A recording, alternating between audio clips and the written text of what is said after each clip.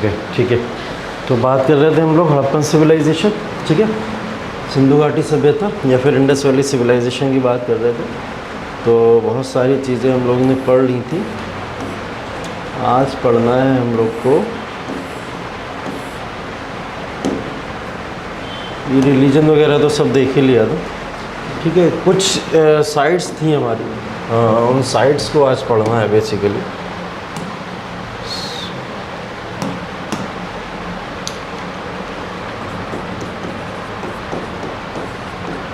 Important sites of IVC, ठीक है। तो ये आईवीसी की कुछ इम्पॉर्टेंट साइट्स हैं जिसके बारे में आज जानना शुरू करेंगे वन बाय वन, जिसमें सबसे पहला हड़प्पा, ठीक है। ऐसी बहुत सारी साइट्स मिली थी, हमने बोला था अप्रॉक्स अभी तक अगर हम लोग कैलकुलेशन करें तो 350 प्लस तो मेजर सिटीज़ मिल चुकी हैं, 350 प्लस मेजर सिटीज़ मिल चुकी हैं। और इन मेजर सिटीज़ में ये भी बताया था मैंने आपको कि इन 350 में से 200 प्लस सिर्फ और सिर्फ कहाँ पे, गुजरात में, ठीक है। तो ये 350 में से 200 तो गुजरात में, इसमें हड़प्पा है। हड़प्पा के बारे में आप लोग जानते हैं कि मॉडर्न डे पाकिस्तान के अंदर हड़प्पन सिविलाइजेशन है। हड़प्पा के बारे में सबसे पहले पता कैसे चला, किसने हड़प्पा के बारे में बताया, तो 1921 आप लोग को याद होगा। और 1921 में इसके बारे में बताने वाले कौन थे, दयाराम साहनी, ठीक है। तो हड़प्पा सिविलाइजेशन या फिर हड़प्पा पहला सिटी है, ये पहला सिटी है जिस सिटी की खोज 1921 में पाकिस्तान के अंदर हुई थी। और इसको खोजने वाले व्यक्ति का क्या नाम था, दयाराम साहनी, ठीक है। अब यहाँ पे हमें ये जानना होता है कि इन सिविलाइजेशन के अंदर के कुछ इंपॉर्टेंट फैक्टर्स होते हैं, वो इंपॉर्टेंट फैक्टर्स क्या क्या है, ठीक है। या कुछ चीज़ें ऐसी हैं कि जो इस समय में इन जगहों पे मिली और वो क्वेश्चन पूछ लेता है आपके एग्जामिनेशन में, है ना। तो जैसे हड़प्पन सिविलाइजेशन का एक इम्पॉर्टेंट पॉइंट जो है वो ये है कि इस पूरी जगह पे हमको ग्रेव यार्ड्स मिले हैं, ठीक है। ग्रेव यार्ड्स की बात की जाए तो कब्रिस्तान की बातें हो रही, ठीक है।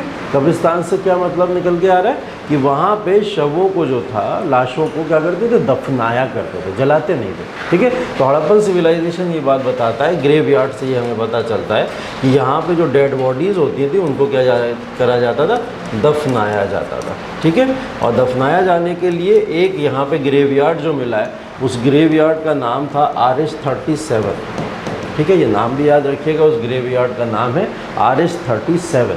RH-37 नाम का एक ग्रेव यार्ड मिला है जहाँ पे शवों को दफनाने का यहाँ पे एक प्रमाण मिलता है, ठीक। उसके बाद में इसके अंदर अगर सेकंड पॉइंट देखा जाए तो कल हम लोग बात कर रहे थे एक स्वास्तिक सिंबल की, है ना।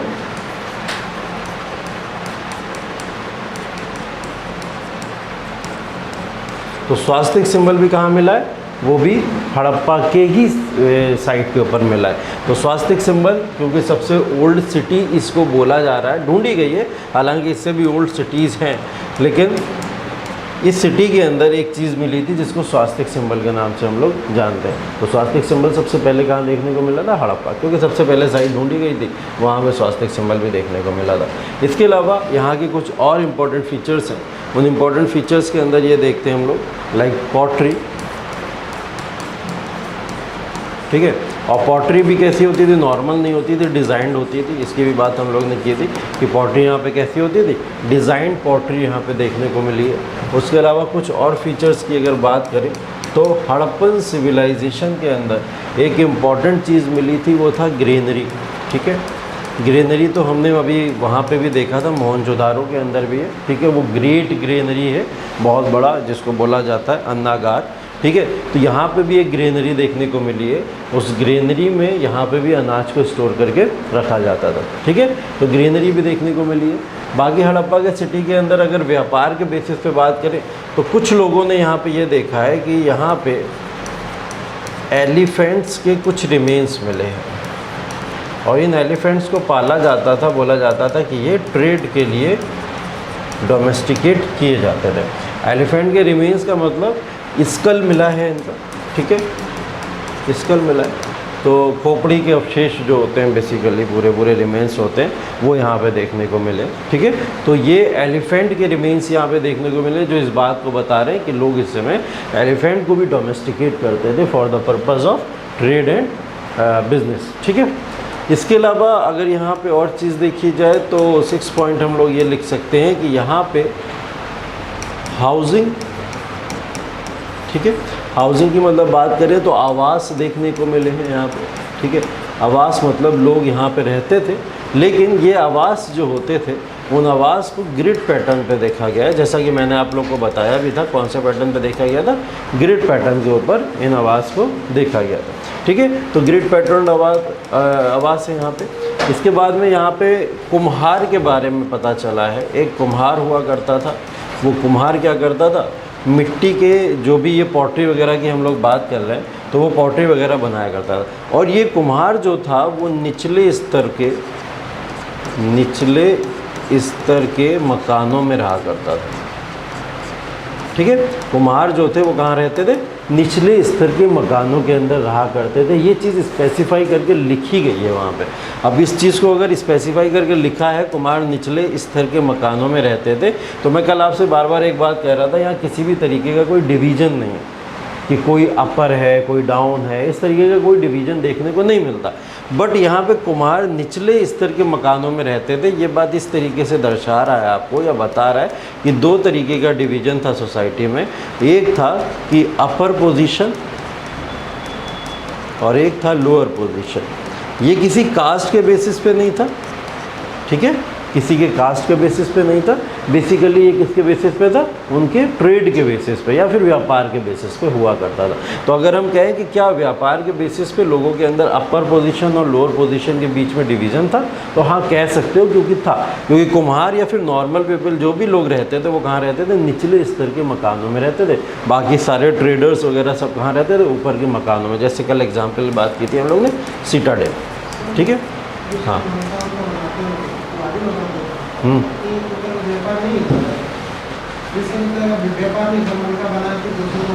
हाँ, नहीं वो व्यापार, देखो व्यापारिक जो वर्ग था, व्यापारी वर्ग का मतलब ये नहीं होता कि खुद प्रोडक्शन करे और उसके बाद में प्रोडक्शन करा के मार्केट में सेल भी करने खुद जाए।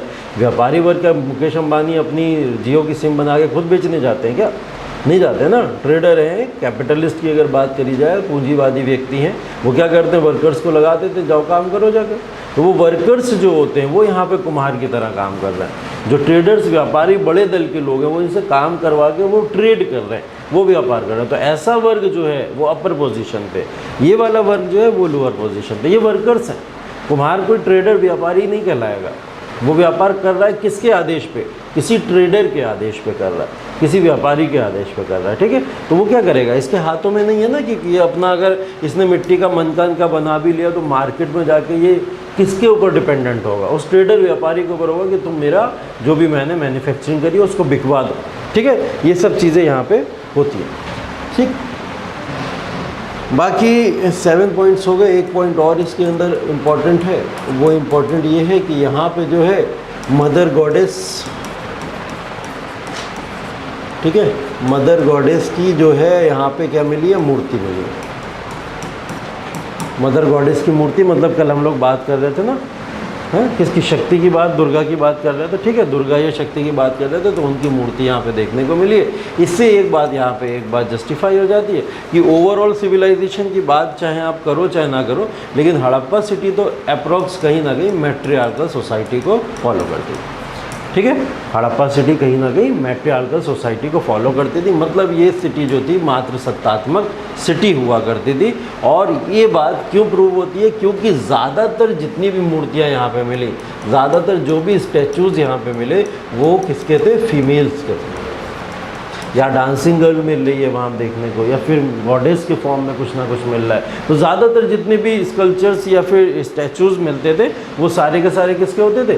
वो सब फीमेल्स के हुआ करते थे। तो उससे ये पता लगा है कि हाँ, फीमेल्स के कहीं ना कहीं इम्पोर्टेंस बहुत ज़्यादा दी गई। इस वजह से इस सोसाइटी को क्या बोला जा रहा है? मातृसत्तात्मक सोसाइटी बोला जा रहा है, मैट्रियार्कल सोसाइटी बोला जा रहा है। इसमें से जो लिखना चाहते हो लिख लो, बाकी अगर पता है तो अच्छी बात है।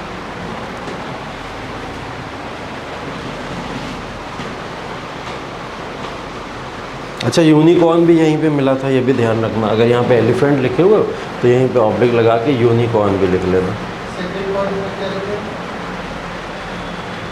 स्वास्तिक सिंबल।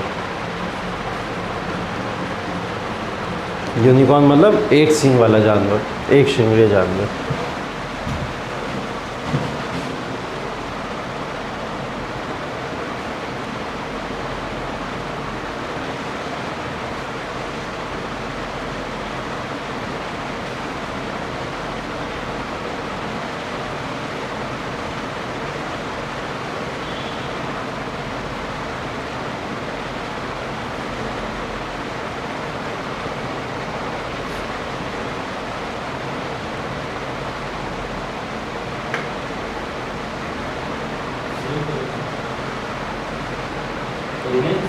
एलिफेंट के रिमेन्स, उसकी स्कल, खोपड़ी के, जो एलिफेंट को यहाँ पे अंदाज़ा लगाया लोगों ने, ट्रेड या व्यापार के लिए यूज़ करते थे।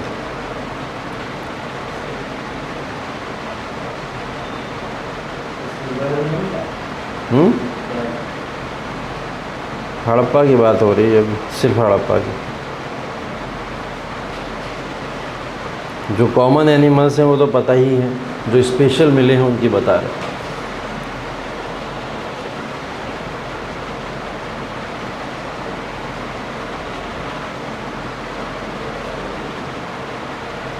हो गया नोट? कौन सा वाला?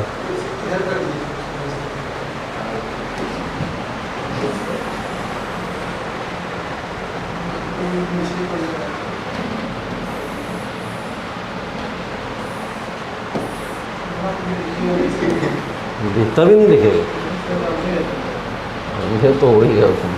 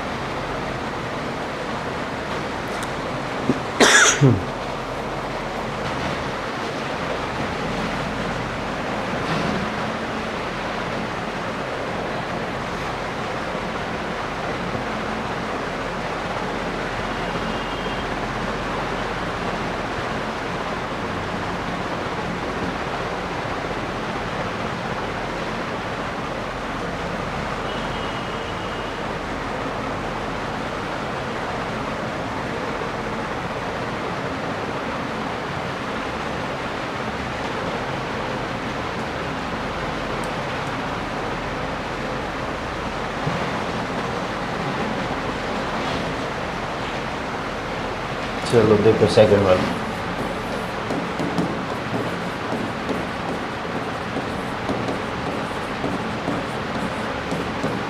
ठीक है, सेकंड है मोहनजोदारो। हड़प्पा के बाद में सेकंड सिटी जो मिली थी कौन सी थी? मोहनजोदारो। ठीक है, मोहनजोदारो के बारे में बात करते हैं। हो गया नोट?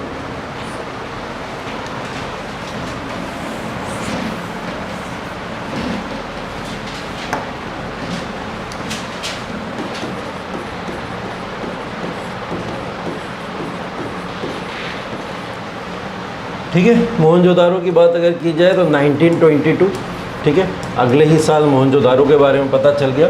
और मोहनजोदारो के बारे में पता करने वाले व्यक्ति का नाम था राखलदास बनर्जी। ठीक, अगेन मोहनजोदारो कहाँ पड़ता है? ये साइड भी पाकिस्तान के अंदर है। ठीक है, तो राखलदास बनर्जी मोहनजोदारो को यहाँ पे कहीं ना कहीं उनके ही थ्रू इसके बारे में पता चला था 1922 में। और अगर मैं पूछूं आपसे ये कौन सी रिवर के साइट में है, तो इसकी रिवर का कोई नाम बता सकता है? मोहनजोदारो, हड़प्पा कौन से साइड पे था? हाँ, हड़प्पा रावी पे था। ठीक है, और ये है सिंधु। ठीक है, ये है सिंधु रिवर।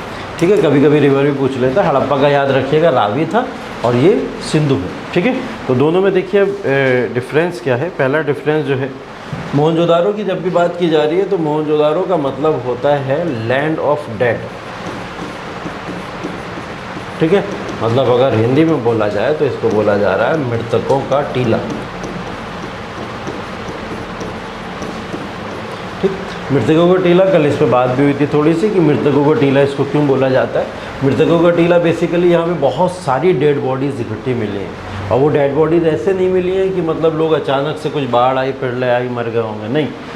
असल में वो मिले थे घायल अवस्था, मतलब उन्हें मारा गया, कुछ इस तरीके के इंस्टेंस देखने को मिले।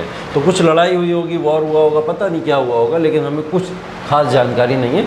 लेकिन मोहनजोदारो में मृतकों का टीला मतलब कई कई शव इकट्ठे मिले, लाशों के ढेर मिले, इस वजह से इसको क्या बोला जाता है, मृतकों का टीला बोला जाता है। अब इसमें देखिए कुछ इंपॉर्टेंट चीज़ें याद रखनी है हमको। वो इम्पॉर्टेंट चीज़ें ये है, जैसे यहाँ पे अभी हमने पीछे बात की थी कि वहाँ ग्रेवयार्ड्स होते थे, शवों को जलाया नहीं जाता था। यहाँ पे क्या होता था, शवों को जला दिया जाता था।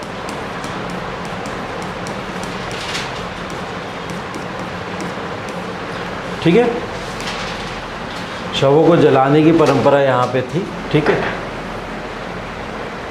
और ये बात जो पता चलती है वो इस तरीके से पता चलती है कि मृतकों का जो टीला था, कई सारी डेड बॉडीज़ जो थी उनको कलेक्ट करके एक साथ रखा जाता था और उसमें आग लगा दी जाती थी। तो कई कई शव एक साथ भी देखने को मिले। तो अगर हम यहाँ पे बोलें, अगर इसको multiple dead bodies were burn on a single place, ठीक है, तो ये भी कहना गलत नहीं होगा, क्योंकि बहुत सारी डेड बॉडीज़ को एक जगह रख के जलाया जाता था और जलाया गया था। ठीक, इसके बाद में एक इम्पॉर्टेंट क्लॉज इसके अंदर ये देखने को मिलता है कि यहाँ पे कुछ हमको पुरोहित हाउसेस देखने को मिले। ठीक है, पुरोहित हाउसेस का मतलब अगर बात करें, पुरोहित आवास की बात हो रही है यहाँ पे। और पुरोहित किसको बोला जाता,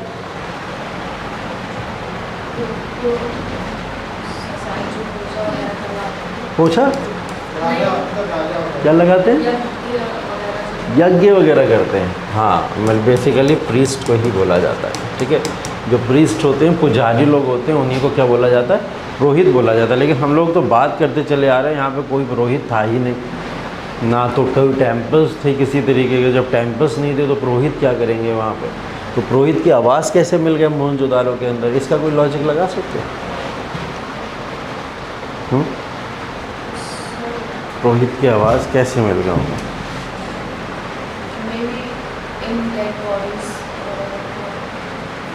डेड बॉडीज़ के जो भी संस्कार होते थे उनको करने के लिए इन पुरोहितों को यूज़ किया जाता होगा। अच्छा, और कुछ?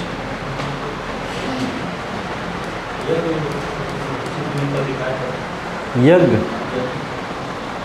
ना, कल वाला तो सीन है ही नहीं, वो तो अलग ही बात हुई थी। जो कल बताया था वही रीज़न था उसका। हाँ, यजनाज वगैरह या यज्ञ वगैरह मोहनजोदारो हड़प्पा कहीं नहीं देखने को मिलेंगे, एकदम नहीं देखने को मिलेंगे, वो ऐसा होता ही नहीं था उस समय में। ठीक है, फोर्थ एक चीज़ मैंने कल आपको बताई थी, ग्रेट बाथ बताया था, जिसको हम लोग स्नानागार बोलते हैं। ठीक है, एक बड़ा सा स्नानागार मिला था। और ये मैंने बोला था ये तभी होता था जब किसी भी तरीके का कोई सोशल फेस्टिवल होता था या कोई रिलीजियस कस्टम हुआ करता था। ठीक है, या XYZ किसी भी तरीके का कोई स्पेशल ओकेज़न होता था, उस ओकेज़न के ऊपर ही पब्लिक बात अलाउ हुआ करता था, अदरवाइज तो स्पेशल लोग यहाँ पर। तो इसके लिए मैंने बोला था कुछ टिकट भी लगते थे, लोग जाया करते थे उस तरीके से। तो यहाँ पे क्या होता था कि इनको अलाउ करने के लिए ये काम इनसे करवाने वाले जो लोग थे उनका नाम था पुरोहित। ठीक है, तो यहाँ पे जो ये इनको स्नान कराया करते थे, स्नानागार जो था उसको कराने के लिए ये जो परंपरा पूरी चलवाया करते थे ये थे पुरोहित। पुरोहित का काम वहाँ पे पुजारी बन के पूजा करना या लोगों को मंदिर खोल के उसके अंदर बुलाना नहीं था। ये लोग क्या करते थे, कुछ स्पेशल उनके जो भी कस्टम्स या फेस्टिवल्स होते थे उन रिचुअल्स को कहीं ना कहीं फॉलो कराया करते थे। ठीक है, तो फॉलो कराने के लिए जिसका एक रिचुअल ग्रेट बाथ, जब भी ये लोग स्नानागार यूज़ करते थे तो उस स्नानागार में ये लोग इनको लेके आया करते थे। तो ये पुजारी या फिर प्रीस्ट का काम यहाँ पे इस तरीके से हुआ करता था। हाँ, एक कस्टम, अब रिचुअल्स की ही बात आ रही है तो रिचुअल्स के अंदर जैसे शवों को जलाना है शवों को जलाना डायरेक्ट किसी पर्सन ने किसी को उठाया और जला नहीं देगा जाके, कुछ रिचुअल फॉलो करेगा। तो उस रिचुअल्स को फॉलो कराने के लिए भी ये पुरोहित बीच में आते हैं। ठीक है, तो पुरोहित कहीं पूजा प्रार्थना पाठ कराने के लिए कोई आपके ब्राह्मण या पुजारी नहीं थे। ये बेसिकली कौन थे? सिर्फ रिचुअल्स को फॉलो कराने वाला एक साधन था। ठीक है, तो इनको याद रखिएगा, सिर्फ और सिर्फ एक साधन की तरह ये वर्क कर रहा है। 4 पॉइंट्स। इसके बाद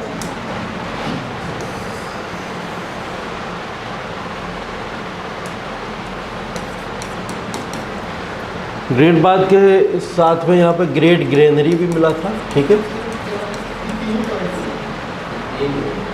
4 लिखा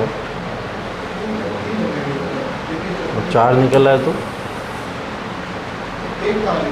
लैंड ऑफ डेड, मृतकों का टीला, शवों को जलाना, पुरोहित हाउस हैं। क्या कहना क्या चाहते हैं?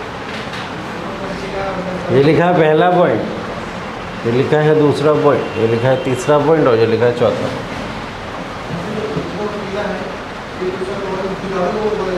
हाँ, तो वही पहला पॉइंट है। कोई बात नहीं, अपने हिसाब से लिख लो जैसा ठीक लगे।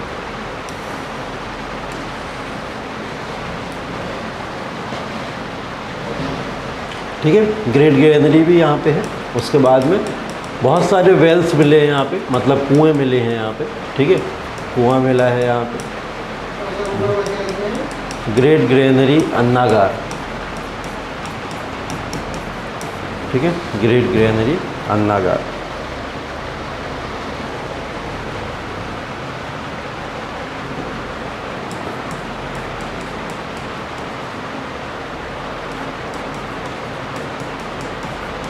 Cotton textiles. ठीक है, या कह सकते हो सूती वस्त्र मिले हैं यहाँ पे। लोग सूती वस्त्रों का उपयोग करा करते थे। कॉटन टेक्सटाइल्स, सूती वस्त्र यहाँ पे मिले हैं। उसके अलावा यहाँ पे पशुपति, मतलब लॉर्ड शिवा की बात हो रही है यहाँ पे। ठीक है, लॉर्ड शिवा का एक स्टैचू मिला था, जो भी हम लोग ने देखा था किसके ऊपर था? स्टैचू किसके ऊपर बनाया गया था?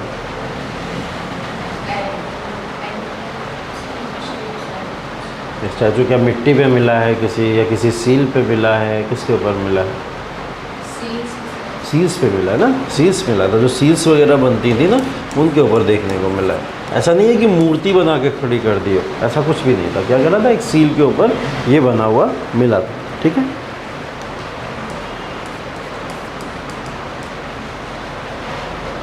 ठीक है। उसके अलावा यहाँ पे ऑडिटोरियम्स भी मिले हैं। ऑडिटोरियम्स का मतलब हो गया यहाँ पे सभागार, जिसको हम लोग कहते हैं सभागार। ऑडिटोरियम किस बात को यहाँ पे प्रूव कर रहा है? वो ये कहना चाह रहे हैं कि ऑडिटोरियम्स मिलने का मतलब है कि लोग यहाँ पे कलेक्ट हुआ करते थे, और कलेक्ट होके यहाँ पे एक डिसीज़न सुनाया जाता होगा, एक सभा होती थी, एक मीटिंग होती थी। वहाँ पे ये सब डिसाइड होता था कि आगे चल के सोसाइटी वर्क कैसे करेगी हमारी, या हमको आगे किस चीज़ पे काम करना चाहिए। तो एक कहीं ना कहीं मैनेज्ड प्रॉपर तरीके से कुछ एक सिस्टम देखने को मिलता है। तो ये ऑडिटोरियम मतलब, हाँ, सभागार में पुरोहित भी जाते होंगे। अगर ये पुरोहित होते थे जो सोसाइटी के अंदर यहाँ पे देखे जा रहे हैं, ट्रेडर्स व्यापारी उसको लीड किया करते थे, जो व्यापारी वर्ग होता था।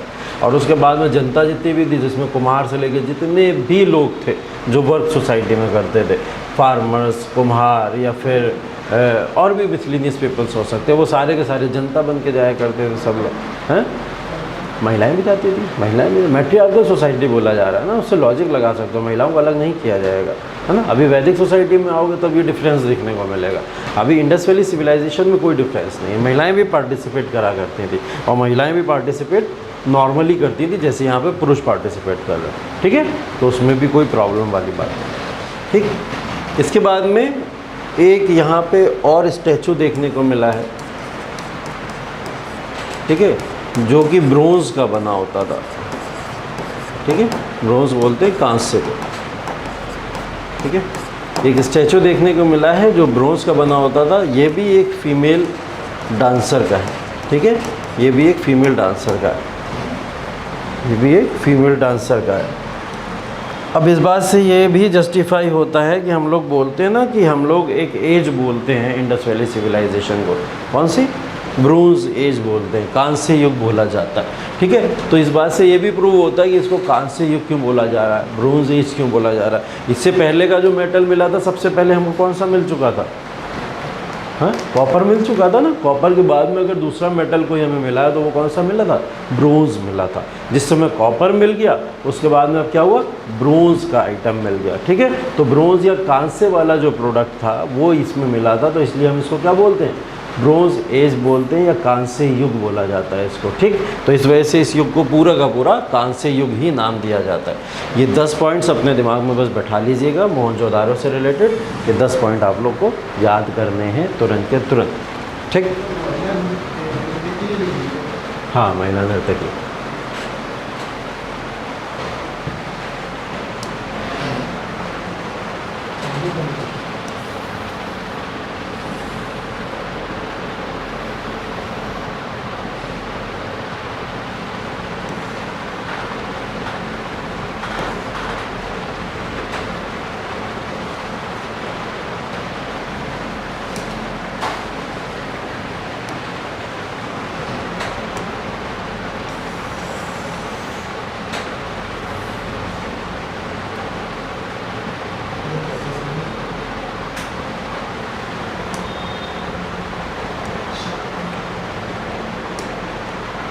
ठीक है, अब एक बार जल्दी से देख के रिवाइज करो पहले, उसके बाद हटाएंगे, रफ करेंगे, फिर जल्दी जल्दी बताना।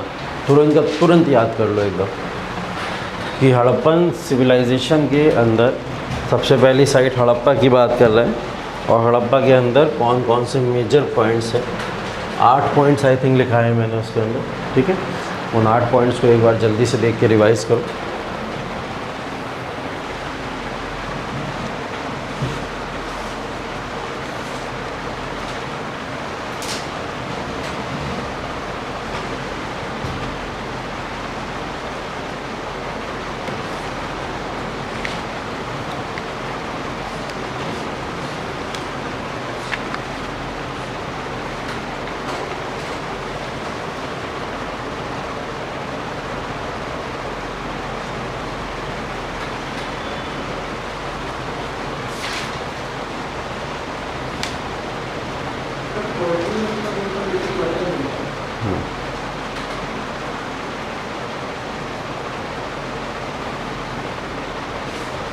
मन का लिख लो, उसको ब्रैकेट में चाहो तो मन का भी बोला जाता है। मन का हाँ, मृदभांड भी होता है हिंदी में। मिट्टी के बर्तन, मृदभांड।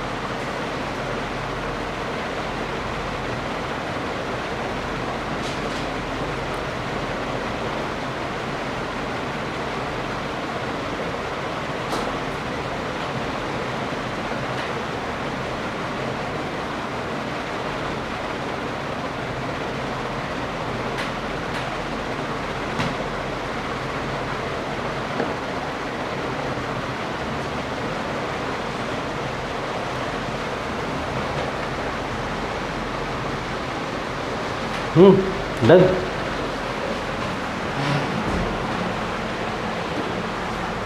चलो बताओ फिर क्या क्या पॉइंट्स हैं। हड़प्पा के बारे में बात करते हैं पहले, ठीक है। हड़प्पा के बारे में पहला पॉइंट क्या था? 1921 में दयाराम साहनी के द्वारा इसको खोजा गया था। कौन सी रिवर? रावी रिवर, ठीक है। चलो, है कहाँ पे? पाकिस्तान, याद रहेगा ये तो, ठीक है। सेकंड पॉइंट क्या था? हाँ, ग्रेवयार्ड। ग्रेवयार्ड का नाम क्या था? RH-37, मतलब कब्रिस्तान की बात हो रही है यहाँ पे। एक क्वालिटी इससे क्या पता चलती थी कि यहाँ पे बॉडीज़ को दफनाया जाता था, जलाया नहीं जाता होगा, ठीक है। थर्ड पॉइंट आमिर बताओ। आमिर नाम? आमिर बताओ थर्ड पॉइंट। थर्ड पॉइंट क्या है? तुम आमिर हो? आमिर कौन है? ये है ना, बताओ। स्वास्तिक सिंबल मिला था, अच्छा ठीक है, चलो। और एक पॉइंट और बता दो हमें, पॉटरी वाला, ठीक है। पॉटरी कैसी, सिंपल थी, डिज़ाइन थी? डिज़ाइन थी। Rakesh, next point. अनागार, ग्रेनरी, ठीक है, ग्रेनरी मिला था यहाँ पे। और एक पॉइंट और, हाथी खोपड़ी, स्कल ऑफ एलिफेंट, ठीक है, स्कल ऑफ एलिफेंट। सर्वेश, अगला पॉइंट। सर्वेश, आवाज़ मिले थे, किसकी आवाज़? नॉर्मल, हाँ नॉर्मल मिले थे या पुरोहित वाले मिले थे? इसमें आवाज़ लगी हुई। नीचे वाला कौन सा? किसमें? किसमें मिले थे? किसमें मिले थे? हड़प्पा में आवाज़ मिले थे। और पुरोहित आवाज़ किसमें मिले थे? हाँ, ऐसा बोलो, ठीक है। यहाँ पे क्या मिले थे? आवास मिले थे, ठीक है। चलो, आवास मिले। और ये भी आवास को आप कह सकते हो एक तरीके से नॉर्मल लोगों के लिए रहने के लिए थे, श्रमिक आवास भी बोल सकते हो, या फिर जनता के रहने के लिए थे। और क्या था? 8 पॉइंट।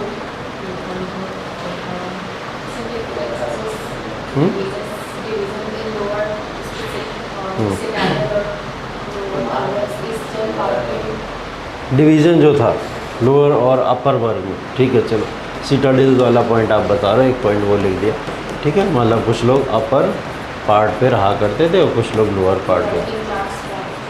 हाँ हाँ, वर्किंग क्लास और फिर ट्रेडर क्लास, ये दोनों में एक डिफरेंस था। हाँ, और एक बचा था कुछ, हैं? कुम्हार, कुम्हार, कुम्हार पॉटरी के साथ चला जाएगा, चलो ठीक है, मान सकते हो। हाँ हाँ, मान सकते हो कि चलो ठीक है, मान लेते हैं कि कुम्हार यहाँ पे है। और इसको इसी में हमने क्लासिफाई कर दिया था ना कि लोअर पार्ट अपर पार्ट के फॉर्म में। हाउसेस ग्रिड पैटर्न पे थे, ठीक है। ग्रिड पैटर्न ऑफ हाउसेस देखने को मिला है, ठीक है, ठीक है। और कुछ तो याद नहीं आ रहा?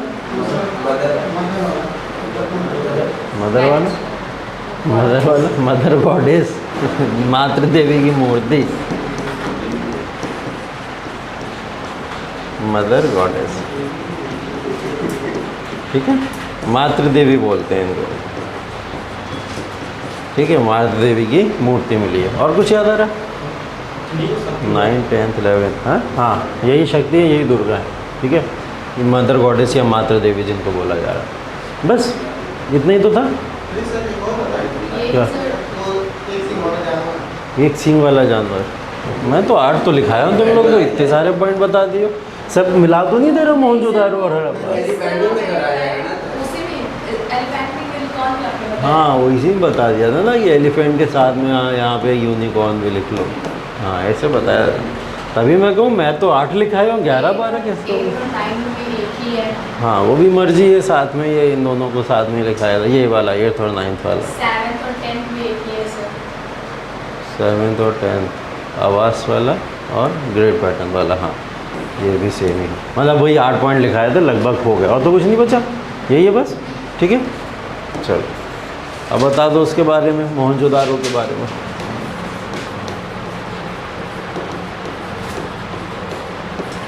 मोहनजोदारो, मोहनजोदारो में पहला point 1922 RD Banerjee. Discovered by Rakhaldas Banerjee. ठीक है, कहाँ पे है? पाकिस्तान। अगेन फिर कौन सी रिवर है? सिंध। सिंधु या फिर इंडस भी बोलते हैं इसको। ठीक है, चलो second point. Land of death. Land of dead भी बोला जाता है जिसको। ठीक है, या फिर मृतकों का टीला भी हम इसको बोलते हैं, मृतकों का टीला। ठीक, नेक्स्ट पॉइंट। हाँ, पुरोहित हाउसेस।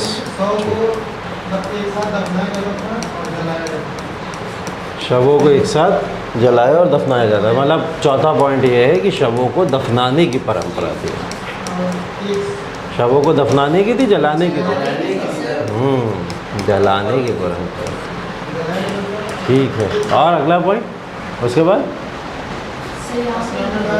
हाँ हाँ, ग्रेट ग्रेनरी। आइए, ठीक। और ग्रेट ग्रेनरी के साथ में ग्रेट बाथ, है ना? ठीक है, बहुत बढ़िया। और अगला पॉइंट बताओ। हाँ,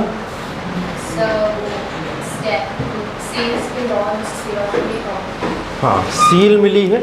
और सील पे कौन मिले? पशुपति। पशुपति मतलब यहाँ पे बात हो रही है लॉर्ड शिवा की। हाँ सर्वेश, क्या बता रहे थे? वेल्स।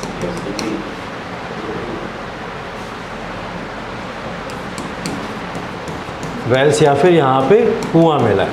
ठीक है, और नेक्स्ट पॉइंट। हाँ हाँ, स्टैचू ऑफ डांसिंग गर्ल, नर्तकी मूर्ति जो मिली है, स्टैचू ऑफ डांसिंग गर्ल। ठीक है, काहे की बनी है ये? कांसे की, ब्रोंज। ठीक है, कांसे की बनी हुई है, ब्रोंज की बनी हुई है, ये पता चला था। और हाँ, सील तो मिल गया। हाँ, कॉटन। कॉटन, ठीक है। चलो, यहाँ पे हमें सूती वस्त्र भी मिले हैं, कॉटन भी मिले। और कुछ था? सभागार, वेरी गुड, सभागार। और मतलब तुम सब लोग साथ में बैठोगे तो पास हो जाओगे। यूपीएससी के एग्ज़ाम में एक साथ बैठोगे तो पास हो जाओगे। अभी अलग अलग बैठाने में तकलीफ़ हो जाएगी। और कुछ है? कुछ और याद आ रहा है? बस इतने ही। हाँ हाँ, मतलब वो तो कलेक्टिव वे में है, वो उसी के अंदर आ जाएगा, उसी पॉइंट में आ जाएगा, उसी में। हाँ, स्टैचू ऑफ बियर्ड मैन। अच्छा, दाढ़ी वाला आदमी मिला मेरे जैसा। ठीक है। हाँ, एक पॉइंट है इसके अंदर, एक मिला है यहाँ पे, statue of beard man.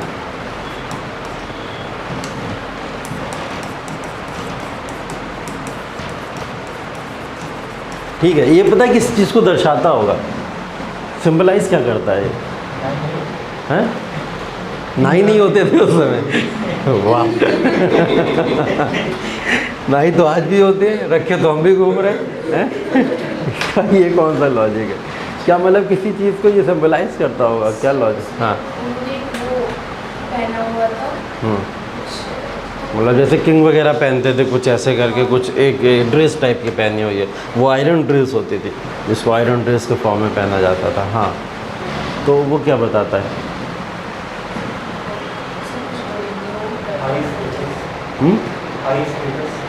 High status, society में हाई स्टेटस होगा। अच्छा, ठीक है। और प्रीस्ट हो सकता है। अच्छा, और कुछ?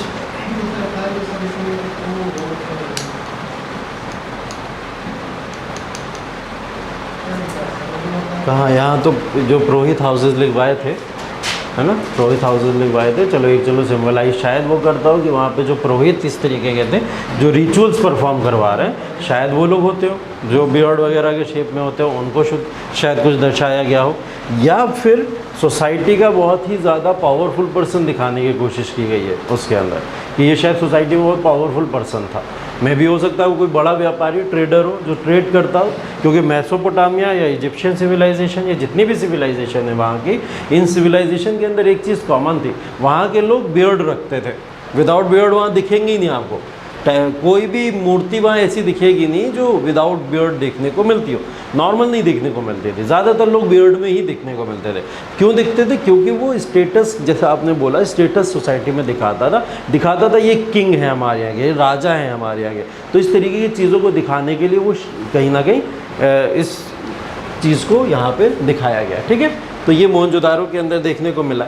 तो अभी तक आप लोग को मुझे लगता है कि अच्छे से याद हो गया होगा कि हड़प्पा के अंदर इंपॉर्टेंट साइट्स की बात कर रहे थे, हड़प्पा के अंदर क्या क्या चीज़ें हैं, ये प्रॉपर चीज़ें आपको सब याद हो चुकी हैं। और सेम चीज़ मोहनजोदारो के अंदर हम लोग ने ये अप्रॉक्स 10 पॉइंट्स की बात कर ली। ठीक है, कुछ छूट गया आपका जन, एक बार देख लेना, रिवाइज़ कर लेना, देख लेना। ठीक, उसके बाद में हम लोग अभी नहीं आएंगे वैदिक एज पे, अभी तो बचा हुआ है। इसके बाद आ जाते हैं, एक साइट और है हमारी जिसका नाम है राखीगढ़ी। ठीक है, इंडस वैली सिविलाइजेशन की अब हम लोग थर्ड साइट की बात कर रहे हैं। 2 साइट्स की बात कर चुके हैं, हड़प्पा और मोहनजोदारो की। ये थर्ड साइट है राखीगढ़ी। कहाँ पे है? हरियाणा में भी एक जगह है हिसार। ठीक है, हिसार के हरियाणा में यहाँ पे राखीगढ़ी एक साइट है। और राखीगढ़ी पॉपुलर क्यों है? कभी सुना होगा राखीगढ़ी के बारे में, या क्यों पॉपुलर है, क्यों ऐसा बोला जाता है इसको? कभी सुना? नहीं सुना? ये इसलिए पॉपुलर है, इसको इसलिए माना जाता है क्योंकि ये लार्जेस्ट साइट बोली जाती है। ठीक है, IVC या इंडस वैली सिविलाइजेशन की अगर सबसे लार्जेस्ट साइट माना जा रहा है तो किसको माना जा रहा है? वो माना जा रहा है राखीगढ़ी को माना जा रहा है। ठीक है, अभी तक के तो प्रमाण या कहीं ना कहीं जो एविडेंसेस हैं वो इस बात को प्रूव करते हैं। इसके बाद में अभी धौलावीरा पढ़ेंगे हम लोग, वो सेकंड लार्जेस्ट मानी जाती है, लेकिन राखीगढ़ी को माना जाता है largest site of Indus valley civilisation. ठीक है, अब यहाँ पे एक रिवर भी है। कोई बताएगा हरियाणा ऐसा इलाका है हरियाणा के आसपास कौन सी रिवर हो सकती है? हाँ, हो सरस्वती नहीं है, घग्गर। सही जा रही है। कहाँ पड़ा है? कहीं तो पड़ा है, हाकरा रिवर। ठीक है, हाकरा रिवर है। ठीक, हाकरा रिवर ये बहुत पॉपुलर थे, घग्गर हाकरा करके ऐसे जाना जाता था। आज के समय में वो डैम भी बना हुआ है इस नाम से, बहुत बड़ा एक डैम बना हुआ है, तो डैम के फॉर्म में जाना जाता है। ठीक, राखीगढ़ी देखिए पॉपुलर क्यों है, इसको जाना क्यों जाता है? पहली चीज़ तो लार्जेस्ट साइट है। दूसरा क्वेश्चन इससे रिलेटेड वहाँ के डैम से रिलेटेड आ जाता है। अब डैम की जब बात यहाँ पे हो रही है तो डैम अगर बना हुआ तो आपको एक बात समझ आ रही होगी कि यहाँ का वाटर मैनेजमेंट सिस्टम भी ठीक ठाक होगा। ये लोग फोकस किसके ऊपर करते होंगे? वाटर मैनेजमेंट सिस्टम के ऊपर करते होंगे। तो अगर आज से क्वेश्चन पूछ लिया जाए राखीगढ़ी का वाटर मैनेजमेंट सिस्टम, या पूछ लिया जाए इनमें से कौन सी साइट्स ऐसी है जहाँ का वाटर मैनेजमेंट सिस्टम अच्छा है, ठीक है, तो उसका नाम क्या हो जाएगा? राखीगढ़ी एक नाम हो जाएगा। तो राखीगढ़ी वहाँ पे ध्यान रखना है हमको कि राखीगढ़ी वॉज अ साइट जहाँ का वाटर मैनेजमेंट सिस्टम अच्छा था, जिसका एक एग्जाम्पल क्या है, वहाँ पे डैम्स वगैरह देखने को मिले। हाकरा रिवर के पूरे इलाके के अंदर बसा हुआ एरिया है और largest site of Indus valley civilisation है। इसमें और ज़्यादा मेहनत करने की ज़रूरत नहीं। ठीक है, हाँ, वो चाहो तो लिख लो। 1969 में इस साइट के बारे में पता चला था। ठीक है, जैसे उनको 1921-22 में देखा गया था, इसके बारे में 1969 में पता चला था। और एक व्यक्ति थे जिनका नाम था सूरज भान। ये कुछ फैक्चुअल डेटा है जो आप काम आ सकता है। सूरज भान जिन्होंने इस साइट के बारे में पता लगाया था।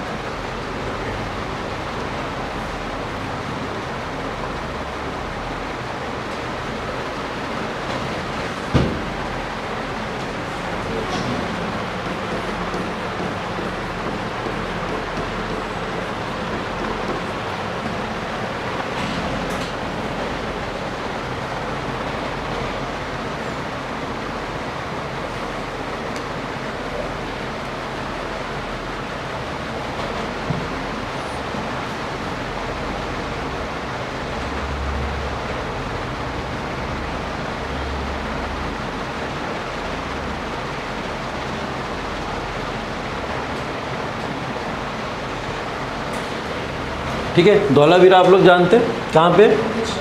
गुजरात में भी, कच्छ में। ठीक है, ठीक, गुजरात में, कच्छ में।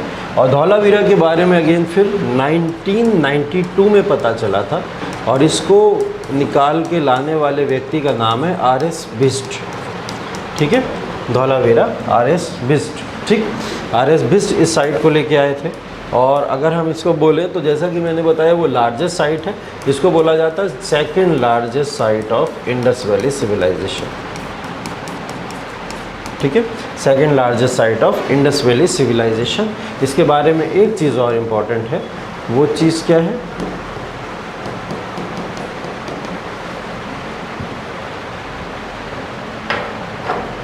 वो चीज़ है बिटवीन, ये रिवर्स जो है यहाँ दो रिवर के बीच में ये पाई जाती है, मासर और मनहार रिवर्स। ठीक है, दो रिवर्स पड़ती हैं यहाँ पे, जिन रिवर्स के बीच की पूरी सिविलाइजेशन कौन सी थी, वो धौलावीरा कहलाती थी। तो यहाँ पे दो रिवर्स है, मासर और मनहार रिवर्स। इन रिवर्स का नाम याद रखिएगा। रिवर्स का नाम इसलिए बता दे रहा हूँ, कभी कभी क्वेश्चन ऐसे करके आ जाता है, मैच द फॉलोइंग्स।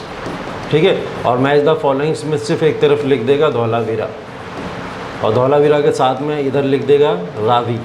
ठीक है, और ऐसे करके 4 साइड लिखेगा, 4 रिवर लिख देगा। तब क्या करेगा, तब ये काम आएगा आपके कि मैच द फॉलोइंग्स में आप जान जाओ कि कहाँ रिवर्स है और कौन सी साइड के किनारे रिवर्स है। तो किसी किसी में ज़रूरी है, जहाँ जहाँ ज़रूरी है सिर्फ वहाँ बता रहा हूँ, हर जगह इसको लिखने की ज़रूरत नहीं। Dholavira second largest site of Indus valley civilisation between Mansar and Manhar river. ठीक है, यहाँ पे देखिए एक बहुत अच्छी चीज़ देखी गई है अगेन फिर, क्योंकि ये आसपास की ही साइट्स हैं, तो यहाँ पे भी वाटर रिजर्वायर देखा गया है। वाटर रिजर्वायर सेकंड वर्ड लिखा है, दो रिवरों के, दो नदियों के बीच में है। एक नदी का नाम है मासर, एक का नाम है मनहार। ठीक है, मासर और मनहार।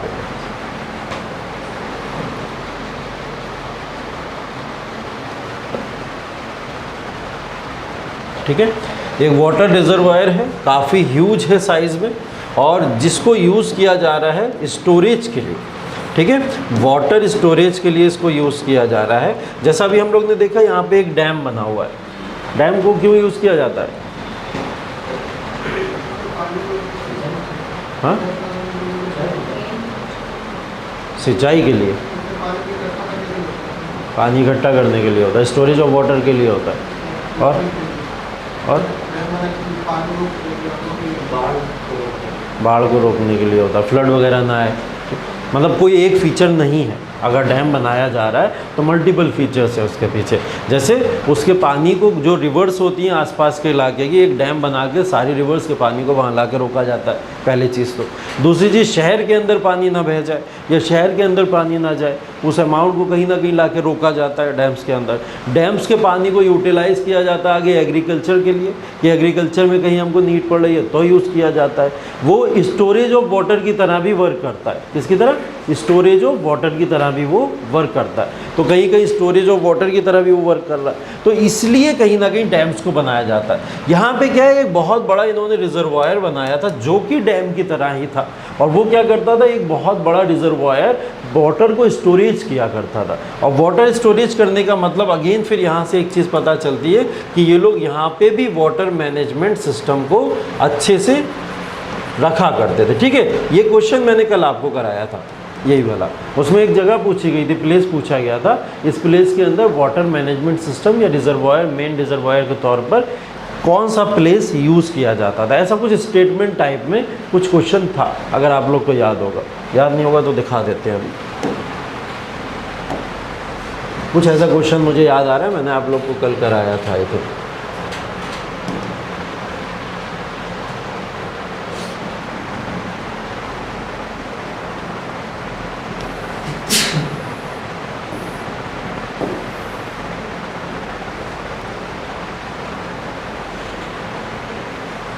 यही वाला है, देखो खुला हुआ ही है। ठीक है, यही क्वेश्चन सामने है। Which one of the following ancient towns is well known for its elaborate system of water harvesting and management by building a series of dams and channelising water into connected reservoirs. ठीक है, और ये 4 option दिए गए। 2021 का ही question है, और 2021 के क्वेश्चन में इसके अंदर देखो दोनों ऑप्शन दिया हुआ है, धौलावीरा भी दिया हुआ है और राखीगढ़ी भी दिया हुआ है। अभी मैंने आपको राखीगढ़ी में भी कुछ सेम चीज़ें बताई, और यहाँ धौलावीरा में भी देखने को मिल रही है। फिर इस आंसर को आप कैसे लगाओगे?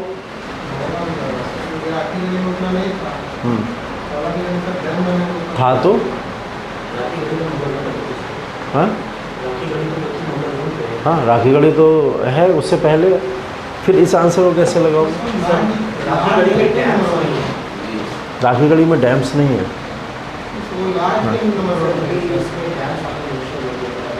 नहीं किया है, किया डैम्स नहीं वहाँ पर बताया।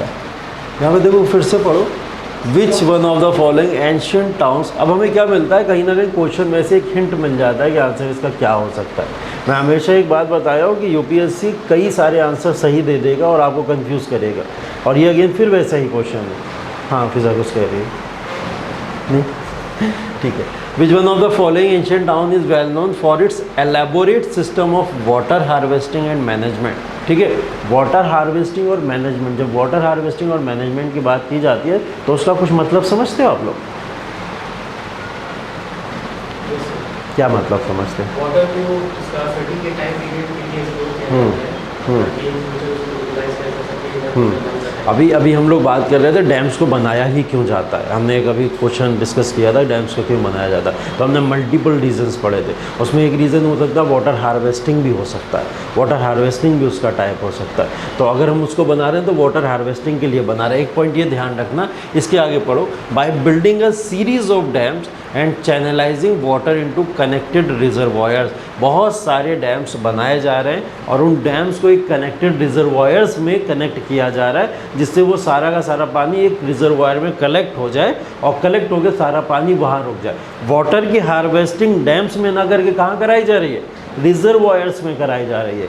Main feature of Rakhigarhi was dams और main feature of Dholavira is reservoir. तो ये यहाँ पे जो फोकस कर रहा है वो किसके ऊपर कर रहा है? रिजर्वायर्स के ऊपर कर रहा है। तो सिर्फ ये डिफरेंस से आंसर को आप यहाँ पे जस्टिफाई कर सकते हो। अगर यहाँ पे डैम्स के ऊपर बहुत फोकस किया होता उसने कि सारा पानी स्टोर करते हैं, डैम्स में रखते हैं और ऐसी सिटी कौन सी है, ऐसा प्लेस कौन सा है, तो आप राखीगढ़ी के साथ जाते हैं। ठीक है, यहाँ क्या बोल रहा है? यहाँ बोल रहा है कि सबका सारे सीरीज ऑफ डैम्स का channelising water into connected reservoir, और उनका सबका सब रिजर्वायर्स के अंदर पानी को स्टोर कर दिया जाता था। तो storage of waters into reservoirs, ये फीचर किसका है? धौलावीरा का। ठीक है, इसलिए आंसर क्या हो जाएगा इसका? धौलावीरा हो जाएगा। हाँ,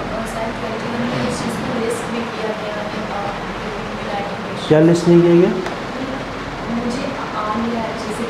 अच्छा समझ नहीं आया, मैं फिर से बता दे रहा हूँ, फिर से समझ लो। हाँ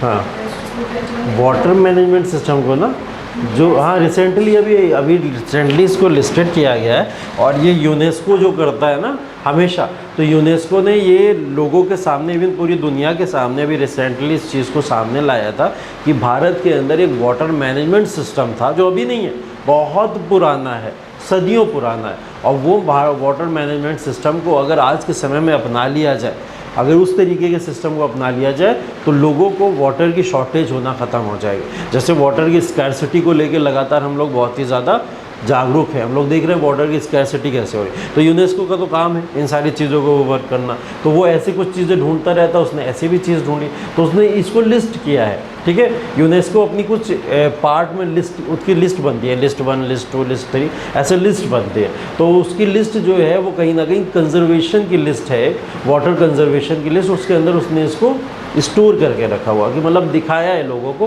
कि देखो एक इंडस वैली सिविलाइजेशन की एक साइट थी धौलावीरा, उस साइट के अंदर वाटर मैनेजमेंट सिस्टम ऐसा था। तो ये उसने किया है और भारत ने इसको पहुंचाया था वहाँ तक कि देखो हमारा एक एग्जाम्पल ऐसा है। तो जब भारत ने पहुंचाया तो उसने लिस्टेड किया उस चीज़ को। ठीक है, अभी रिसेंटली किया था, इसलिए ये साइट उसी लिए पूछी भी गई थी, उस समय क्वेश्चन आया भी इसीलिए था, उसी समय ये चीज़ की गई थी तभी ये क्वेश्चन आया था।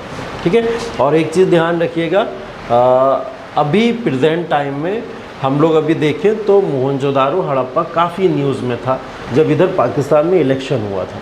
ठीक है, हड़प्पा मोहनजोदारो से रिलेटेड बहुत सारी बातें लोगों के सामने बार बार आ रही थी, पॉलिटिकल वे में नहीं आ रही थी, लेकिन कहीं ना कहीं डिस्कशन वहाँ स्टार्ट हो गया था क्योंकि ये साइट्स खो गई थी।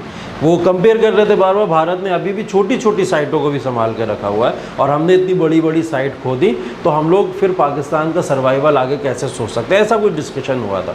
तो कहीं ना कहीं हड़प्पा मोहनजोदारो भी इंपॉर्टेंट है इस बार आपके लिए, तो उनको भी ध्यान रखिएगा। ठीक है, तो ये फिलहाल क्वेश्चन ऐसे बन जाते हैं और ये रिसेंट क्वेश्चन है, देखो बहुत सिंपल सा एक स्टेटमेंट दे दिया और उस स्टेटमेंट के बेसिस पे क्वेश्चन पूछिए। ठीक है, तो ऐसे ही क्वेश्चन ये लोग पूछ लेते हैं, उसको ध्यान रखिएगा। ऐसे कई सारे क्वेश्चन आपको आगे भी और दिख सकते हैं। ठीक है, तो वाटर रिजर्वॉयर सिस्टम या वाटर मैनेजमेंट सिस्टम यहाँ पे था, स्टोरेज के लिए वाटर को ये यूज़ किया करते थे। ठीक, धौलावीरा ये इंपॉर्टेंट है आपका, धौलावीरा याद रखिएगा। ठीक, नोट हो गया ये।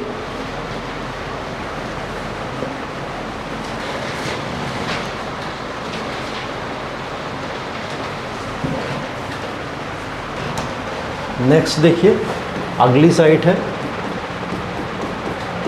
कालीबंगन। ठीक है, कालीबंगन इसका मतलब बताया कोई? क्या? Black bangles. ठीक है, या फिर काली चूड़ियाँ। ठीक है, ऐसा बोला जाता है, काली चूड़ियाँ बोला जाता है या ब्लैक बैंगल्स इसको बोला जाता है, इसलिए इसका नाम पड़ा था क्या? कालीबंगन। ठीक है, तो ऐसा नाम ही क्यों पड़ा? काली चूड़ियाँ मिली होंगी यहाँ पे, तभी नाम पड़ा होगा, है ना? या ऐसे ही डाल दिया है? कुछ तो हुआ होगा ऐसा, ऐसे थोड़ी नाम रख देता कोई किसी का, उसमें कुछ क्वालिटीज़ दिखती हैं तभी नाम रखा जाता है उस चीज़ का, वैसे कर दिया।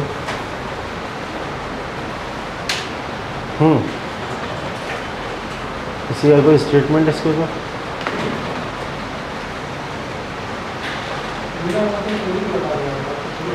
हाँ, क्या? नहीं, और कोई? आमिर? क्यों नाम होगा कालीबंगन? तुम्हारा नाम आमिर क्यों है? घर वालों ने रख दिया। मतलब तुम परेशान हो उससे, घर वालों ने रख दिया है? क्यों जैन, क्या लगता है? No idea. राकेश, कालीबंगन नाम क्यों होगा? नहीं आइडिया। फिजा नहीं बता, अभी तो बताया ब्लैक बैंगल्स, काली चूड़ियाँ मिली थी तभी कालीबंगन नाम पड़ गया होगा इसका। अरे तुम लोग गलत समझ रहे हो, सही बता रहा हूँ मैं। यहाँ पे कालीबंगन नाम इसका पड़ा क्यों था? बैंगल्स मिली थी यहाँ पे, चूड़ियाँ मिली थी यहाँ पे। अब वो काली, हरी, पीली, नीली, लाल हर तरीके की मिली थी, बट बैंगल्स मिली थी यहाँ पे। ठीक है, चूड़ियाँ मतलब बेसिकली अगर बात करें हम लोग तो यहाँ पे स्त्रियों की वेशभूषाओं का बहुत सारा सामान यहाँ पे मिला, फीमेल के मेकअप का कई सारा सामान यहाँ पे मिला था, मेकअप का भी मिला, पहनने का भी मिला, तो उसमें से एक चूड़ियाँ भी मिल गई, तो चूड़ियों के बेसिस पे इसका नाम रख दिया गया कालीबंगन। ठीक है, अब ये मत कहना किसी काली महिला की चूड़ियाँ मिली होंगी तो कालीबंगन नाम रख दिया होगा। ठीक है, तो हाँ, तो ऐसा कुछ भी नाम इसको सोच के नहीं रखा गया। फिलहाल बैंगल्स मिली थी यहाँ पे। ठीक है, और ये बात हमको पता है कि स्त्रियाँ ही बैंगल्स पहनती थी, उस समय चूड़ियाँ पहनती होंगी, तो स्त्रियों से रिलेटेड यहाँ पे काफ़ी ज़्यादा सामान मिला है, और सामान की अभी एक एक करके डिस्कशन कर लेते हैं। फिलहाल ये बताइए कालीबंगन है कहाँ? राजस्थान के अंदर। कोई रिवर कालीबंगन के आसपास? राजस्थान में कोई रिवर है भी या सब सूख गया? चंबल रिवर है, हाँ, चंबल राजस्थान में।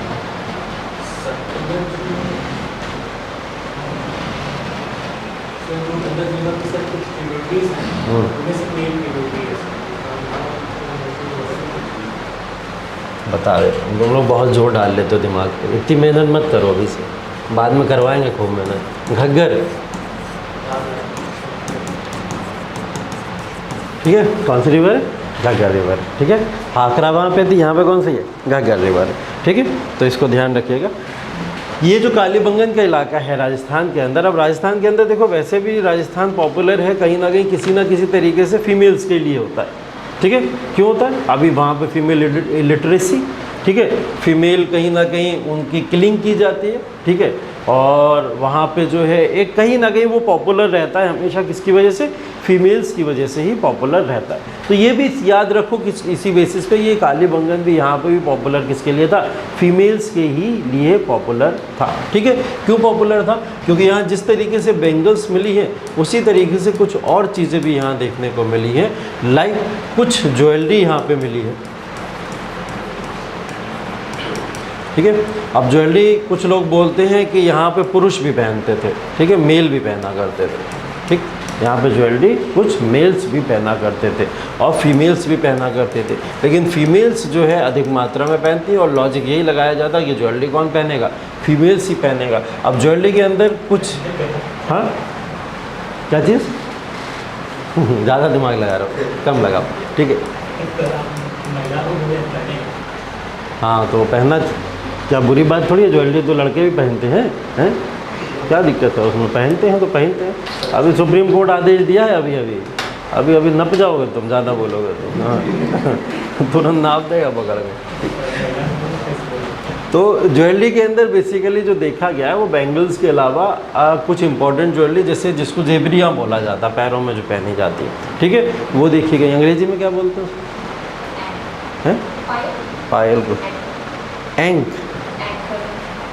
एंकल तो एड़ी को बोला जाता है ना फिर, उसको जेबरी को भी बोलते हैं, चलो पता नहीं, पायल लिख दे हमें, लड़की का नाम नहीं है, पायल का नाम, ठीक है, पायल मतलब पायल ही है, ठीक है, जो पैरों में पहनी जाती है, ठीक है। और इसके अलावा पायलों के अलावा वहाँ पे जो पाया गया है वो पाया गया है कि वहाँ पे कॉमन चीज़ ये थी कि नाक जो थी, नाक लड़के भी छिदाते थे, लड़कियां भी छिदाती थी, ऐसे कुछ बातें वहाँ पे देखने को मिली है। जैसे कान तो आज के समय में नॉर्मल है, देखने को मिलता है, लेकिन उस समय कुछ लोग इस तरीके की भी चीज़ें करा करते थे। अब ये कैसे पता चला होगा अगर नाक छिदी है? तो पहनी हुई क्या पूरी बॉडी मिल गई है? अब वो हाँ स्कल तो मिलेगा किसी भी चीज़ का, अवशेषी तो मिलेगा, तो हड्डी मिलेगी एक पूरी की पूरी। और उस हड्डियों से कैसे पता चल गया कि ये वाली हड्डी ने ये वाली नाक में अपने ये पहना होगा, और ये भी कैसे पता चल गया कि पुरुष और महिलाएं दोनों पहनते थे? कोई लॉजिक होगा इसके पीछे?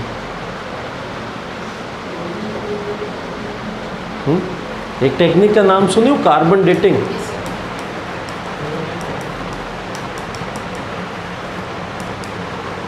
क्या है ये? पता लगा कि कोई चीज़ कितनी पुरानी है।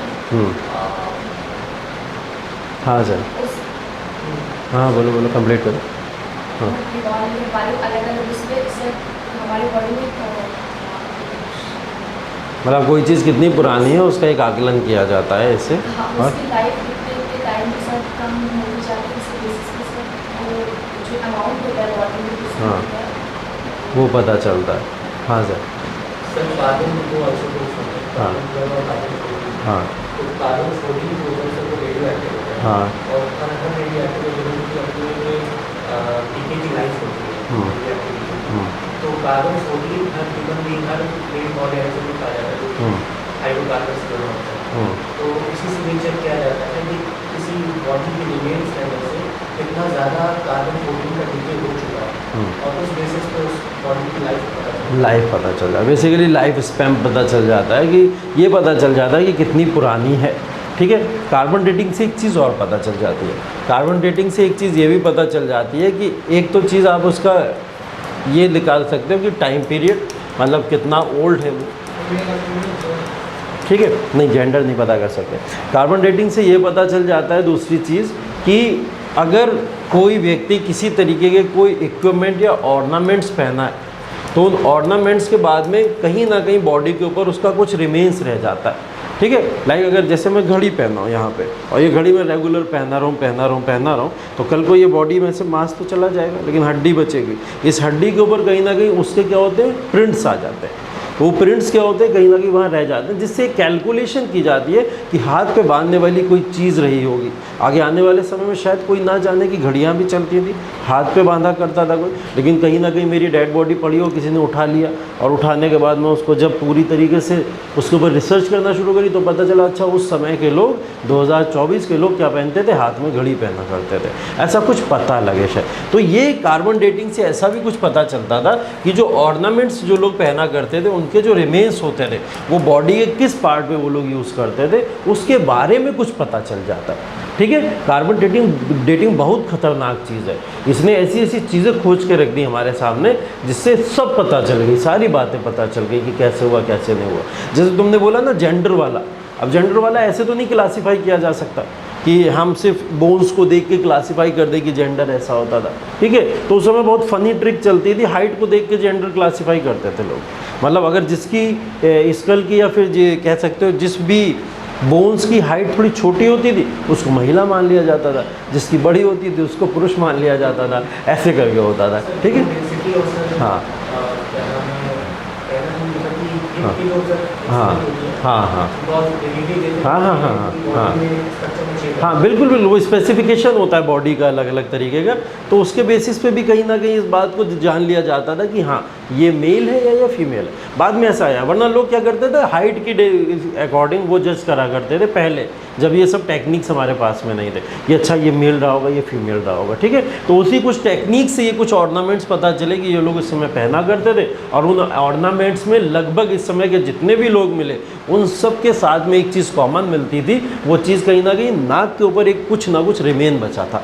अब वो सारी बॉडी सब महिलाओं की थोड़ी होंगी, उसमें कुछ पुरुष की भी तो होंगी, है ना, मेल की भी होंगी। तो उससे ये पता चलता है कि हाँ वो नाक के ऊपर कहीं ना कहीं किसी तरीके का कोई ऑर्नामेंट पहनते थे। अब वो जो ऑर्नामेंट जो नाक के ऊपर पहनते थे वो हम लोग आज के समय में क्या मानते हैं, वही हो सकता है, नाक का फूल हो सकता है, क्या और क्या क्या होता है, नथ हो सकती है, कुछ ऐसी चीज़ें हो सकती है जो आज के समय में चलती, ठीक है। तो इस वजह से ऐसे बोला जाता है कि इस समय के लोग यहाँ पे ये चीज़ें किया करते थे। हाँ, इसके अलावा एक चीज़ और यहाँ पे प्लफ्ड फील्ड मिली है।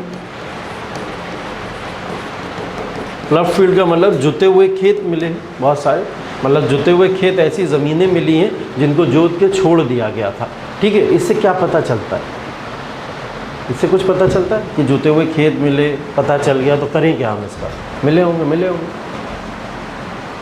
कुछ सिंबलाइज कर रहा है ये बात। हाँ, हल के बारे में, हाँ इमरजेंसी के नहीं, कुछ और, हाँ रीज़न रहा होगा। नहीं देखो क्या इससे हो रहा है, प्लग फील्ड्स मिली हैं, हो सकता है वो जुते हुए खेतों पे अपनी खेती भी तो करके जा सकते थे, जुते हुए खेत छोड़ के क्यों चले गए यहाँ पे लोग। वाटर क्राइसिस, वही मैं कहने की कोशिश कर रहा हूँ कि यहाँ पे कोई ना कोई रीज़न होगा कि ये जुते हुए खेत मिले, खेतों में फसलें भी लग सकती थी, फसल लगने के बाद खेत ख़त्म भी हो सकते, जो भी रीज़न होता, लेकिन जुते हुए खेत मिले मतलब खेत जोतने के बाद में कुछ ना कुछ ऐसी क्लाइमेटिक कंडीशन आ गई होगी, लाइक वाटर क्राइसिस भी हो सकता है, कोई और नेचुरल कैलेमिटी आई हो वहाँ पे, या फिर हो सकता है कि सच में यहाँ पे अटैक हुए हों किसी तरीके के जिसकी वजह से इनको ये सब छोड़ के भागना पड़ा हो, और किसी ने आगे इनकी ज़मीन को हथिया लिया होगा। तो प्लग फील्ड इस बात को सिंबलाइज करती है, ये क्वेश्चन बना सकता है। ये सब मैं आपसे क्यों पूछ रहा हूँ, क्योंकि ये क्वेश्चन बना सकता है कि plug field in the Kalibangan symbolizes, और 4 ऑप्शन दे देगा आपको कि क्या सिंबलाइज करता है वहाँ के प्लग फील्ड जो होता है, ठीक है। तो वो प्लग फील्ड का मतलब ये हो सकता है कि हाँ वहाँ पे कुछ ऐसी कंडीशंस क्रिएट हुई होंगी जिसकी वजह से इनको अपना इलाका लीव करके जाना पड़ा होगा, छोड़ के जाना पड़ा होगा। अब उसके पीछे कई सारे रीजंस हो सकते हैं, ठीक है। एक चीज़ और ध्यान रखिएगा इसके अंदर, 4th थिंग ये है कि ये जितने भी कालीबंगन के जो भी मकान देखने को मिले, ये सारे के सारे मकान जो है वो निचले स्तर पर बने हुए होते थे। निचले स्तर का मतलब हो गया डाउन फील्ड्स होते थे ये सब, ठीक है, डाउन फील्ड्स। अभी तक हम लोग ग्रिड पैटर्न में बात करते थे, ग्रिड पैटर्न में ऐसे मकान जाते हैं ऐसे करके, लेकिन ये सारे के सारे मकान कहाँ होते थे, सब यहाँ पे होते थे, नीचे वाले स्तर पे होते थे, ठीक है। तो इसको याद रखिएगा।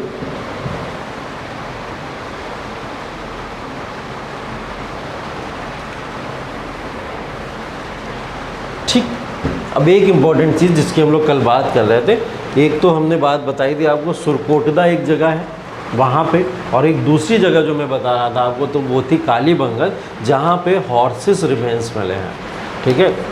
बोला जाता है घोड़े के अस्थि पंजर यहाँ पे देखने को मिले, मतलब घोड़े के अस्थि पंजर बोला जा रहा है, लेकिन अभी भी हम इस बात को लेके 100% श्योर नहीं है कि ये घोड़े के ही अस्थि पंजर है। ये सिर्फ और सिर्फ एक अनुमान है कि वहाँ पे घोड़े के अस्थि पंजर देखने को मिले, और ये लॉजिक घोड़े का ही क्यों लगा लिया गया, जैसा मैंने अभी आपको प्लग फील्ड वाला बताया कि लोग ये अपनी प्लग फील्ड छोड़ के भाग गए यहाँ पे, तो इससे ये लॉजिक लगाया गया कि लोगों ने शायद अटैक किया होगा उस समय, और अटैक करने के बाद में कुछ लोग अपने घोड़ों से जब यहाँ अटैक किए होंगे, लोगों ने अपनी ज़मीनें छोड़ के यहाँ से भाग गए होंगे, तो जिससे अटैक किए होंगे वो घोड़े ही रहे होंगे, ऐसा माना गया। ठीक है, तो ये सिर्फ माना गया, एक अनुमान लगाया गया, नॉट 100% श्योर कि वो घोड़े ही थे। तो घोड़े के अस्थि पंजर इसको माना जाता है, तो आप एक लॉजिक के बेसिस पे इसको यहाँ पे मेंशन कर सकते हो। और कुछ बचा है इसके बारे में? 5 पॉइंट्स हो गए।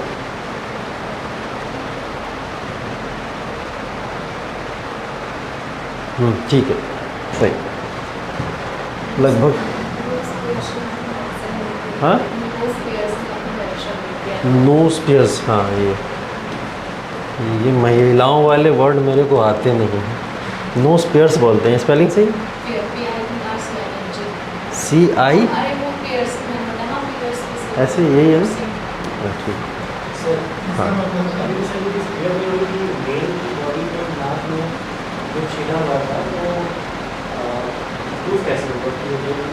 ये वही मैं बता रहा, मैंने वही बताया था ना आपको, एक एग्जांपल दिया, जैसे हाथ में हम कुछ पहने हुए लगातार, वो पहने कहीं ना कहीं एक निशानी टाइप की बन गई कि हाथ में कुछ रहा होगा, कार्बन डेटिंग ने ये एस्टिमेट कर लिया होगा। ठीक है, ऐसे ही जब वो उस समय में ऑर्नामेंट्स कुछ पहनते थे तो उन ऑर्नामेंट्स के अंदर उनके भी जो बॉडी के रिमेन्स बचे, उन रिमेन्स के ऊपर, नाक के ऊपर भी कहीं ना कहीं निशान आया होगा, उसके ऊपर भी कहीं ना कहीं कुछ ऐसा बन गया होगा, कुछ ऐसी चीज़ बनी होगी जिससे वहाँ पहने क्या हुआ, एक निशान बन गया, और उस निशान से लगभग वो सारी बॉडीज़ पे पाया गया।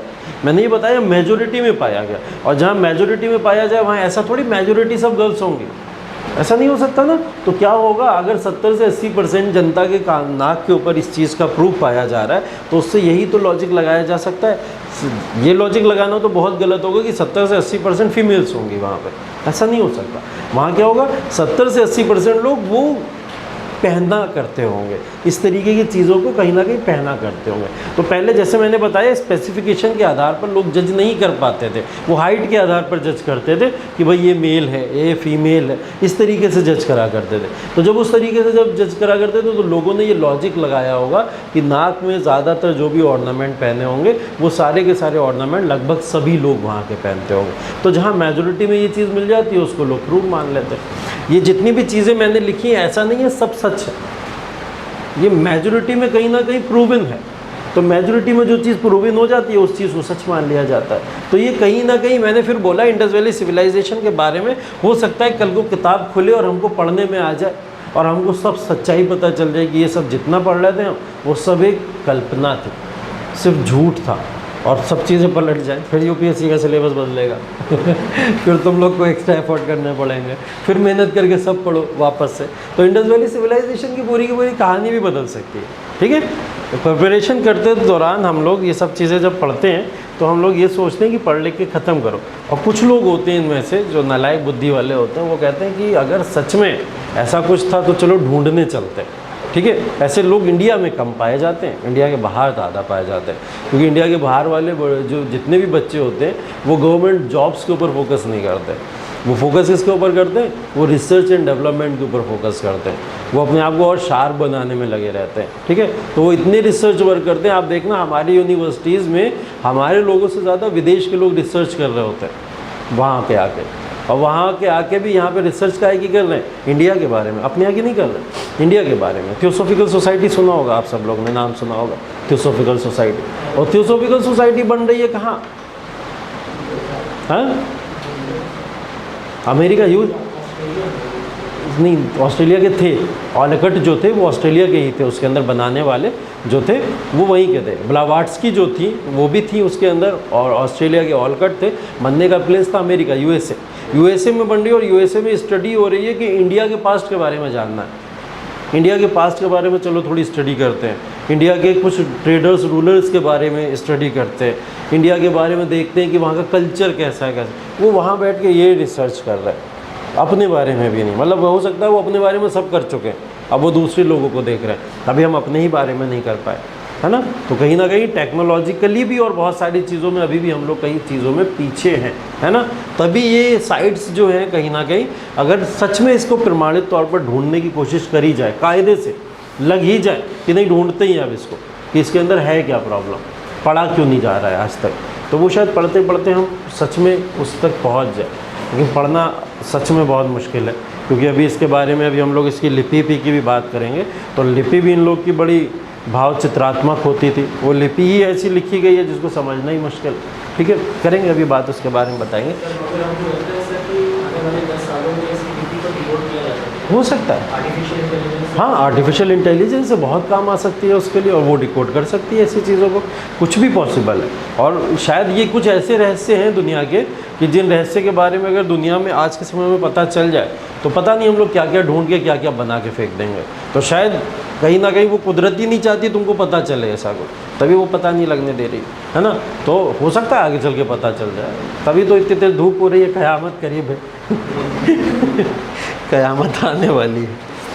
ठीक है, हाँ, ये हो गई 5 साइट हम लोग की मेजर जिसकी हम लोग बात कर रहे हैं कालीबंगन तक। इसके अलावा एक साइट और है जो इम्पॉर्टेंट है, जो एग्ज़ाम में आपके पूछ ली जाती है, जिसका नाम है चन्हू-दारो।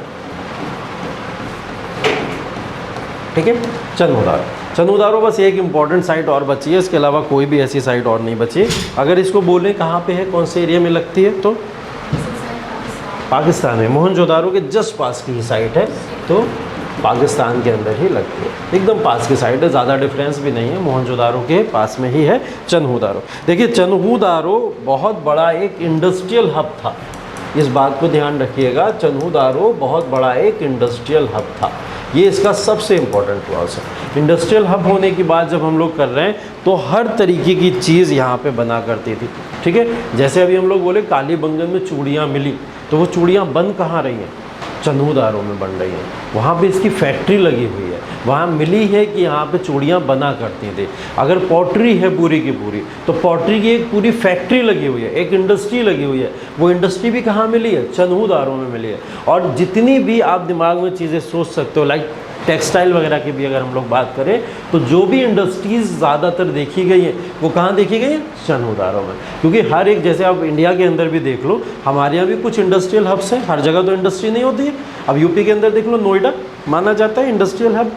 ठीक है, ऐसी अगर आप उत्तराखंड में चले जाओ तो रुद्रपुर को माना जाता है इंडस्ट्रियल हब, वहाँ का एरिया माना जाता है। ठीक है, ऐसे आप बेंगलोर में चले जाओ, वो उसको इंडस्ट्रियल हब थोड़ा बहुत माना जाता है। तो कुछ जगहें पर्टिकुलर होती हैं जो इंडस्ट्रियल हब ही होती है। तो चन्हू-दारो क्या है, वो एक इंडस्ट्रियल हब है जहाँ पे हर तरीके की मैन्युफैक्चरिंग होती थी। अब मैन्युफैक्चरिंग से रिलेटेड कोई भी क्वेश्चन आपके पास में आ जाए तो अब आंखें बंद करके टिक लगा देना कि ये चन्हू-दारो में ही बनती होगी, चन्हू-दारो में ही इसकी मैन्युफैक्चरिंग होती होगी। इसके अलावा कुछ ध्यान नहीं रखना है, चन्हू-दारो में यही चीज़ इंपॉर्टेंट है। और हाँ, एक चीज़ और, फीमेल्स के ऑर्नामेंट्स यहाँ पे भी मिले, सारे के सारे फीमेल ऑर्नामेंट्स यहाँ पे भी मिले। तो जो भी ऑर्नामेंट्स फीमेल्स यहाँ पे यूज़ करती थी वो ऑर्नामेंट्स यहाँ पे भी देखने को मिले। ठीक है, बस इसके अलावा और कुछ नहीं। और फीमेल ऑर्नामेंट्स में फीमेल के मेकअप का सामान भी यहाँ मिला है। ठीक है, और मेकअप करती थी महिलाएं उस समय में भी, ऐसा मत समझो नहीं करती होंगी। मेकअप में लिपस्टिक भी मिली है। ठीक है, लिपस्टिक के अलावा काजल भी मिला है वहाँ पर। ठीक है, और काजल के अलावा और क्या करती है, नहीं वो सब पाउडर वाउडर तो नहीं मिला है, ऐसा कुछ नहीं मिला।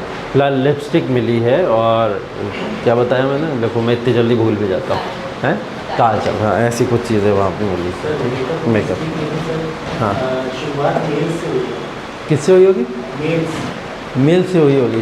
हाँ हाँ तो इसकी एम निकल गई। हाँ हाँ हाँ हाँ, वो ठीक है, वो एकदम सही है। महिलाओं पे तो आरोप मढ़ा जाता है ज़बरदस्ती कि महिलाएं ऐसी वैसी हैं ना। बेसिकली ये स्टार्ट जो हुआ था, क्या होता था कि जो पुरुष वर्ग था वो वर्क करने के लिए बाहर निकलने वाला वर्ग जो था वो पुरुष ही था। और पुरुष जब किसी भी वर्क के लिए निकलता था तो वो अपना एक वर्क मानता था, कार्य मानता था कि हाँ, इस तरीके से उन चीज़ों को करके वो ऐसे भी पैसा अर्न कर सकता है, पैसा कमा सकता है। वो मेकअप यूज़ करते थे पुरुष उस समय में, बाद में धीरे धीरे महिलाओं ने यूज़ करना शुरू कर दिया। फिलहाल मेकअप का सब सामान यहाँ पे मिला है, और मेकअप के सामान के साथ में लड़कियाँ जो होती हैं बच्चों की तरह होती है ना, तो उन्हें खिलौनों से खेलना बहुत पसंद होता है, टॉयज़। ठीक है, तो टॉयज़ भी मिले यहाँ पे, खिलौने भी मिले। ठीक है, तो ये चीज़ें बस याद रखिए, इतना ही है इसके बारे में।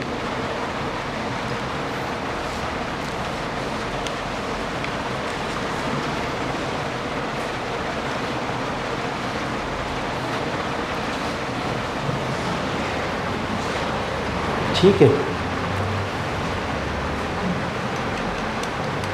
और एक साइड और लिख लो, कुछ छोटे ना लोथल, लोथल और मेंशन कर लो, लोथल।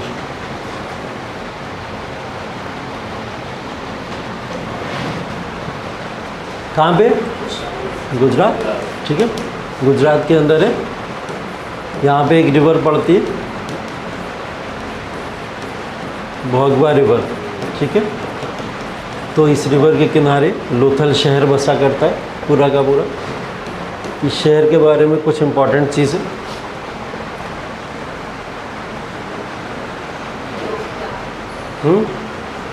डॉकयार्ड्स, लोथल बता चुके हैं, कल क्वेश्चन भी तो कराया था इसका, डॉकयार्ड्स, डॉकयार्ड्स का, ठीक है। एक चीज़ और, यहाँ पे सिंबल्स मिले कुछ एनिमल्स के, उन एनिमल्स में माना जा रहा है कि वो सिंबल हैं डॉग्स के और कैट्स के, ऐसा माना जा रहा है। अब इसके पीछे लॉजिक है, बहुत फ़नी सा है, बट है तो है, ठीक है। ऐसा माना जा रहा है कि डॉग्स और कैट्स के यहाँ पे सिंबल मिले, मतलब इस समय में डॉग और कैट यहाँ पे थे। ऐसे कुछ सिंबल चन्हूदारों में भी मिले, कुछ चीज़ें देखो कॉमन मिली हैं कहीं कहीं पे। अगर चन्हूदारों में भी देखा जाए तो डॉग्स और कैट के सिंबल मिले, और उसको सिंबलाइज कैसे किया गया, बोले कि इस तरीके के जो पंजे हैं बने हुए हैं, पंजा ऐसे ही होता है शायद ना, ठीक, बड़ा सा पंजा, उसके आगे फिर एक छोटा सा पंजा है, ठीक है, फिर एक बड़ा सा पंजा है, फिर उसके आगे एक छोटा सा पंजा है, और ऐसे पंजे बहुत ज़्यादा सीरीज़ में गए। तो उससे एक आइडिया लगाया कि एक बड़ा जानवर एक छोटे जानवर के पीछे भाग रहा है, और कुत्ता यहाँ पे बिल्ली का पीछा कर रहा है, ठीक है। इस वजह से ये सिंबल्स के बेसिस पे क्या इन्होंने अंदाज़ा लगाया कि यहाँ पे डॉग्स मिले हैं, कैटल्स मिले और कैट्स मिले, ठीक है। तो ये अंदाज़ा है, ठीक है। इस पर अगेन फिर मैं कह रहा हूँ कि 100% प्रूफ फिर भी नहीं, ठीक है। इसके अलावा यहाँ पे तीसरी चीज़ जो है वो ब्रिक्स, ठीक है, ईंटें, पक्की ईंटें, ठीक। लोथल में बोला जाता था कि पक्की ईंटें यहाँ पे मिली हैं बेसिकली, और पक्की ईंटों के लिए आपको पता है कि क्या मिला होगा, ईंटें बनती कहाँ हैं, भट्टी में बनती है। तो ऐसी कोई भट्टी भी मिली होगी वहाँ पे बड़ी सी, जहाँ पे ईंटें बनती होंगी। तो लोथल के अंदर एक बहुत बड़ी भट्टी भी मिली है जहाँ पे ये ईंटें बना करते थे। भट्टी को क्या बोलते हैं? फर्नेस, नहीं फर्नेस नहीं बोलते, देख लेना एक बार जाके, ठीक है। अभी भट्टी लिख दे रहे, ठीक है। फोज, फोज, फोज नहीं, वो अलग चीज़ होती है शायद थोड़ी, भट्टी से, हाँ वो मेटल से होती है। वहाँ पे भट्टी जो होती है इस तरीके की नहीं थी ना, देख लेना फिलहाल, बाद में कहीं देख लेना, अभी नहीं याद आ, ठीक है। तो ब्रिक्स वगैरह की भट्टियाँ वगैरह मिली है। चौथी चीज़ यहाँ पे राइस हस्क, जैसे हम लोग ने एक बात पहले भी की थी कभी प्री हिस्टोरी की राह में, यहाँ पे भी राइस मतलब धान की भूसी मिली है यहाँ पे भी, ठीक है। तो धान की भूसी जस्टिफाई कर रही है कि यहाँ के लोग राइस यूज़ किया करते थे, यहाँ के लोग राइस यूज़ किया करते थे। हालांकि पूरे इंडस वैली सिविलाइजेशन के अगर अंदर देखोगे तो मेन क्रॉप्स के अंदर दो ही क्रॉप्स आती हैं सिर्फ और सिर्फ, एक क्रॉप बार्ले आती है और एक वीट आती है। ये दो मेन क्रॉप्स हैं जो पूरे के पूरे आईवीसी के अंदर प्रोमिनेंट तरीके से लोग यूज़ करा करते थे। बट एक जगह ऐसी दिख गई जहाँ पे राइस हस्क भी मिला है, राइस के भी रिमेन्स मिले हैं, ठीक है, मतलब राइस वहाँ पे यूज़ हुआ करता था। तो ये राइस हस्क भी यहाँ पे देखने को मिला है, ठीक है। तो लोथल भी जगह है, उसको भी याद रख लीजिएगा, गुजरात के अंदर है, और ऐसी कुछ चीज़ें यहाँ पे मिली हैं, ठीक है। तो ये एक इम्पॉर्टेंट कहीं ना कहीं पोर्ट इलाका था जहाँ पे ट्रेड के लिए जो बहुत अच्छा माना जाता था। अगर आपसे पूछा जाए कि ट्रेड या व्यापार के लिए सबसे बेहतर कोई इलाका था इंडस वैली सिविलाइजेशन में, वो लोथल था, ठीक है। तो लोथल क्योंकि ये आप देख रहे हो ना सी पोर्ट पे है, और सी पोर्ट पे जो भी रीजन होगा उस रीजन में बहुत अच्छा व्यापार या ट्रेड होगा, है ना। तो इस वजह से इसको ट्रेड या व्यापार के लिए बहुत अच्छा जाना जाता था। तो लोथल एक साइट है, ठीक है।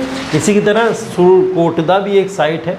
सुरकोटदा के अंदर मैंने बताया था, जैसे हॉर्स के रिमेन्स बताए मैंने आपको, कहाँ बताए थे अभी हॉर्स रिमेन्स, घोड़े के अस्थि पंजर कहाँ पे बताए, हाँ कालीबंगन, कालीबंगन में बताए। तो ऐसे ही सुरकोटदा में भी सेम हॉर्स के रिमेन्स वहाँ पे भी देखने को मिले, ठीक है। तो ये इंडस वैली सिविलाइजेशन की लगभग सभी साइट्स हैं।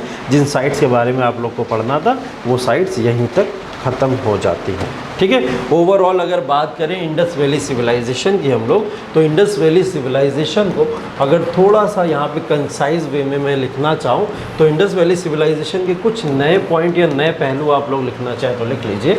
जैसा कि यहाँ की अगर भाषा या लिपि की बात करें या लैंग्वेज की बात करें तो इसको बोला जाता था, ये क्या होती थी, भाव चित्रात्मक बोलते हैं इसको। भाव चित्रात्मक का मतलब हो गया कि इमोशन बेस्ड होते थे। मतलब यहाँ के लोग भाषा को बोलने से ज़्यादा लोग एक दूसरे से इशारे में बात ज़्यादा करते थे, एक दूसरे को समझते थे, उस अंडरस्टैंडिंग के बेसिस पे लोग बात करते थे। भाव से बातें होती थी, इमोशंस से बातें होती थी उस समय। ठीक है, और इमोशन से बातें करने में अगर ये लोग अपनी लिपि लिखते भी थे तो वो लिखने का तरीका पता है इनका क्या था, ये राइट टू लेफ्ट लिखते थे और फिर उसके बाद अगली लाइन लिख देते थे लेफ़्ट टू राइट। अब बताओ पढ़े तो पढ़े कैसे? ठीक है, मतलब क्या, राइट टू लेफ्ट लिखा, जैसे मैं लिखता चला आ रहा हूँ, मैंने क्या करा, राइट टू लेफ्ट लिखा। अगली लाइन ने क्या करा, फिर लेफ्ट से राइट लिख दी। ठीक है, मतलब ऊपर वाली लाइन को मान लो हिंदी में लिखा जा रहा है और नीचे वाली लाइन को मान लो उर्दू में लिखा जा रहा है। उर्दू को लेफ़्ट से राइट लिखा जाता है, इस तरीके से लिखा जाता है, और हिंदी को ऐसे राइट से लेफ़्ट की तरफ लिखा जाता है। तो इनकी जो लैंग्वेज होती थी वो यहाँ से शुरू करते थे, इधर जाते थे, और यहाँ जैसे ही ख़त्म हो जाता था अगली लाइन यहीं से शुरू कर देते थे और फिर इधर जाते थे, फिर ये ख़त्म हो जाती थी, फिर नीचे आते थे, फिर इसको ऐसे शुरू कर देते। अब इसमें इतना कन्फ्यूज़ हो गया कि लोग समझ ही नहीं पा रहे हैं कि इसमें भाषा लिखी है तो लिखी क्या। ठीक है, तो वो शायद एक कहीं ना कहीं कठिन पड़ रहा है लोगों को, इसलिए भी क्योंकि इसके अंदर इस तरीके की लैंग्वेजेस का यूज़ किया जा रहा है। दूसरा इम्पॉर्टेंट चीज़, हाँ, नंबर्स की तरह, हाँ कह सकते हो, नंबर्स का एक तरीका भी होता है लिखने का, ये भी वो भी हो सकता है, उसकी तरह भी लिख सकते थे। लेकिन इनका मानना पता नहीं क्या था, ये लैंग्वेज को इतना टफ बना रहे थे या इन्होंने बनाया था कि आगे आने वाले लोग उस लैंग्वेज को ना पढ़ पाए।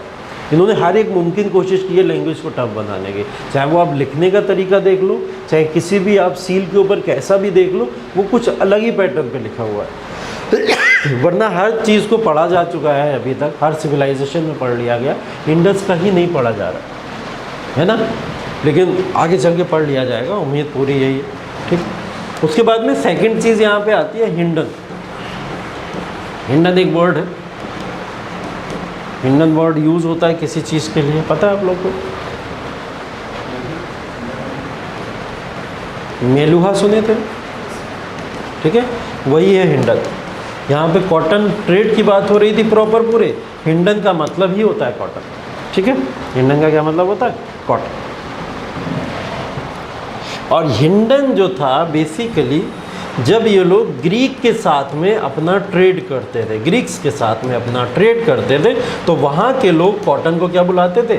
हिंडन बुलाया करते थे। अब ये बात हमें ग्रीक से पता चली, मतलब ग्रीस में जब हम लोग गए होंगे तो वहाँ से बात पता चली कि इंडस वैली सिविलाइजेशन के साथ में हमारा एक ट्रेड होता था कॉटन का। वो लोग कॉटन को कॉटन नहीं बोलते थे, क्या बोलते थे? हिंडन बोला करते थे। ठीक है, जैसे मैंने आपको मेलुहा बताया, ये कहाँ के लोग बोल रहे हैं? मेसोपोटामिया के लोग बोल रहे हैं। ठीक है, और ये कहाँ के लोग बोल रहे हैं? ग्रीक के लोग बोल रहे हैं, हिंडन इसको बोला करते थे। ठीक है, तो ये इस बात को ध्यान रखिएगा। ठीक है,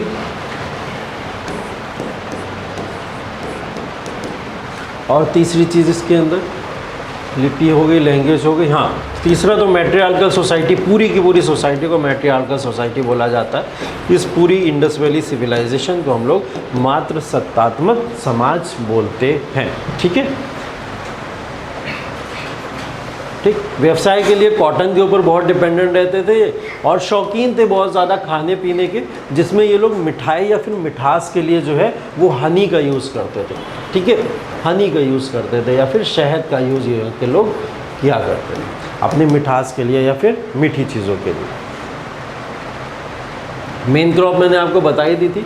ठीक है, मेन क्रॉप में ये लोग क्या यूज़ करते थे? वीट और बार्ले, ये मेन क्रॉप थी। इसके अलावा बहुत ज़्यादा चीज़ें ये लोग जानते नहीं थे, वीट और बार्ले के बारे में ही जानते थे। ठीक है, और वो सब आप जानते हो, ड्रेनेज सिस्टम बहुत एडवांस था, वाटर हार्वेस्टिंग सिस्टम के बारे में भी आप लोग जानते ही हैं, वो सब चीज़ें भी आप लोग देख चुके हैं, उसके बारे में भी आप लोग जानते हैं।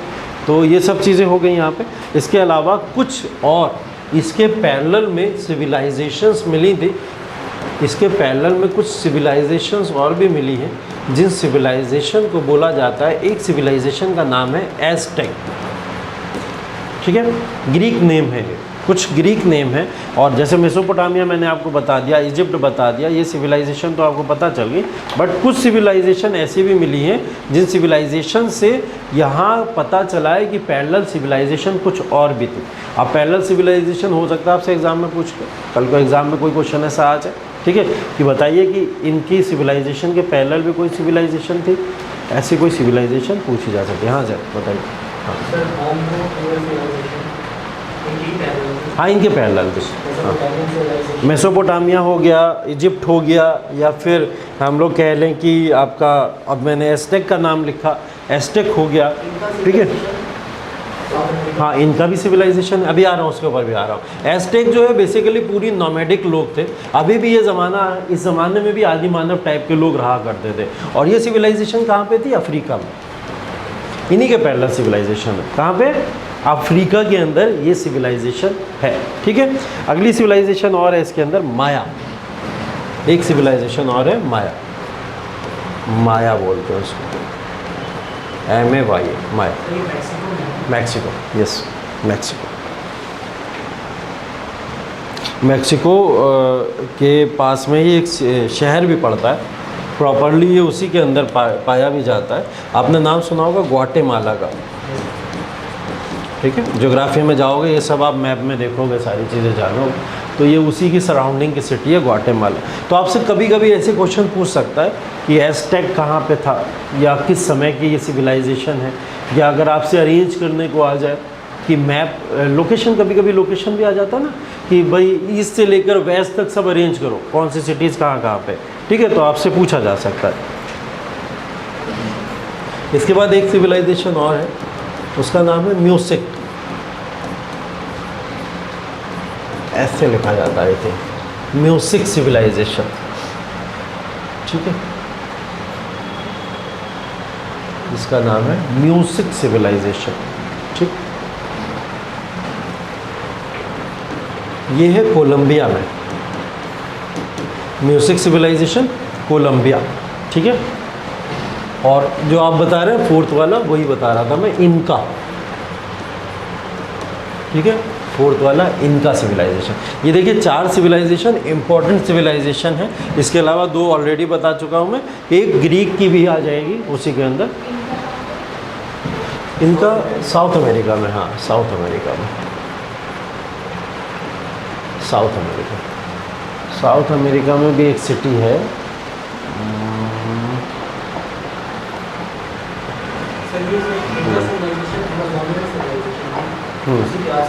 हाँ हाँ, मतलब देखो बेसिक इलाका तो वही है साउथ अमेरिका का, हाँ हाँ पूरा। और ये सिविलाइजेशन के बहुत सारे प्रमाण आज के समय में भी देखने को मिलते हैं, लोगों ने वहाँ पे देखा है कि अभी भी कुछ लोग उसी तरीके से वैसे ही अभी भी रहते चले आ रहे हैं उसी में। जैसे ये वाली जो है एज़टेक, इसमें नोमैडिक जो लोग रहते हैं अफ्रीका में, आज भी देखोगे आदि मानवों की तरह बहुत सारे लोग रह रहे हैं, कई सारे लोग। पिक्चर में देखते नहीं हो वो कि कोई चला गया, उन्होंने पकड़ लिया, जाके भून भान के खा गए, होता ना ऐसा, देखिए, तो वो सच है, एक्चुअल में ऐसा होता भी। और बहुत दूर मत जाओ, नागालैंड, अपने यहाँ इंडिया के अंदर ही चले जाओ, नागालैंड के अंदर अगर पहुँच गए जिंदा तो फिर उसके बाद तवे पराठे में ही आओगे कहीं ना जाए, है ना। हाँ, तो वो ऐसा वहाँ पे है सिविलाइजेशन वो।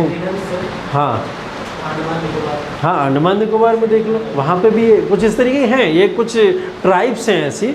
उन ट्राइब्स को तभी जवाहरलाल नेहरू ने बोला था इनको बाहर मत निकालो। जवाहरलाल नेहरू को समझा नहीं, उन्हें लगा ये बंटवारा कर रहे हैं देश का, ट्राइब्स को अलग रखना चाह रहे हैं, ऐसा कर रहे हैं वैसा कर रहे हैं। वो चाहते थे कि ट्राइब्स बाहर आए ही ना। एक तो पहली बात ये है कि भैया वो अपना एक अलग ही कंजर्वेशन लेके चल रहा है, उन्हें फॉरेस्ट से प्यार है, जंगलों से प्यार है, उसी में रहना चाहते हैं, वो सभ्यता से बाहर नहीं आएंगे। और अगर तुम इन्हें बाहर लेके आए तो फिर तुम ही खतरे में आओगे, वैसे ही वाला सीन होगा। एक पिक्चर देखी तुम लोग ने, वो पिक्चर आई थी the planet of the apps वाली, कुछ ना कुछ देखा होगा, नहीं ना, वो एप्स वाली सीरीज़ देखना, 3 पिक्चर आ चुकी है शायद उसकी अभी तक। तो उसके अंदर वो एप्स को तुम लोग सिर्फ कंसिडर कर लेना कि ये कोई आदि मानव है, और उस आदि मानव ने धीरे धीरे करके अपनी एक दुनिया बसा ली पूरी, उसमें पूरा प्लैनेट ही दिखा दिया, वो एप्स उसके ऊपर कंट्रोल कर लेते हैं सब पूरा का पूरा। तो अगर एप्स को थोड़ी भी अगर इजाज़त दी जाए, परमिशन दी जाए, तो वो पूरी दुनिया पे रूल कर सकते हैं, मार काट के खा जाएंगे सबको, ख़त्म कर देंगे। तो यही नॉमैडिक लोगों का कल्चर है कि अगर नॉर्मल लोगों के ऊपर उनको थोड़ा भी दिया एडवांटेज दिया जाता तो हम सबको ख़त्म कर कर आके अभी वो रूल कर रहे होते आराम से मज़े में, है ना। तो ये चीज़ कहीं ना कहीं कंजर्वेशन इसलिए भी इनको कराया गया था। एक तो ये कहीं ना कहीं ट्राइबल एरियाज़ थे, इन्हें जंगलों से प्यार है, उसी में रहना पसंद करते हैं और नहीं चाहते कोई भी किसी भी तरीके का कोई उनके इंटरफेयर करे जाके, बहुत प्राइवेट लाइफ अपनी जीना चाहते हैं अपनी ही सोसाइटी के बीच में। तो वो लोग ये चाहते थे, तो इस वजह से ऐसे लोग अलग ही रहें तो ज़्यादा अच्छा है, ठीक है। हाँ, इनका बता रहा था ना मैं, साउथ अमेरिका में एक जगह है पेरू, पर्टिकुलर ये पेरू में पड़ता है, ठीक है, पेरू के अंदर पड़ता है। तो ऐसे बहुत सारी जगहें हैं जो उसके पैरेलल सिविलाइजेशन थे। अब इन पैरेलल सिविलाइजेशन में देखो कोई भी क्वेश्चन आ सकता है। एक क्वेश्चन ये भी पूछा जा सकता है कि इंडस वैली सिविलाइजेशन के पैरेलल कौन सा सिविलाइजेशन था, और ऐसे 4 ऑप्शन दे देगा आपको।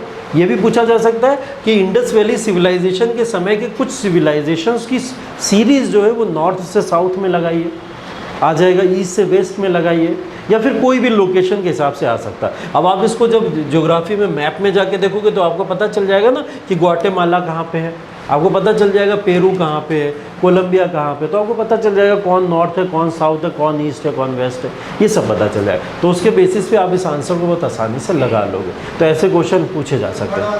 क्या थर्ड वाला है वो मैट्रियार्कल सोसाइटी, मातृ सत्तात्मक समाज, ठीक है। समाज कैसा था, मातृ सत्तात्मक समाज था। सर एक और सिविलाइजेशन, हाँ, जो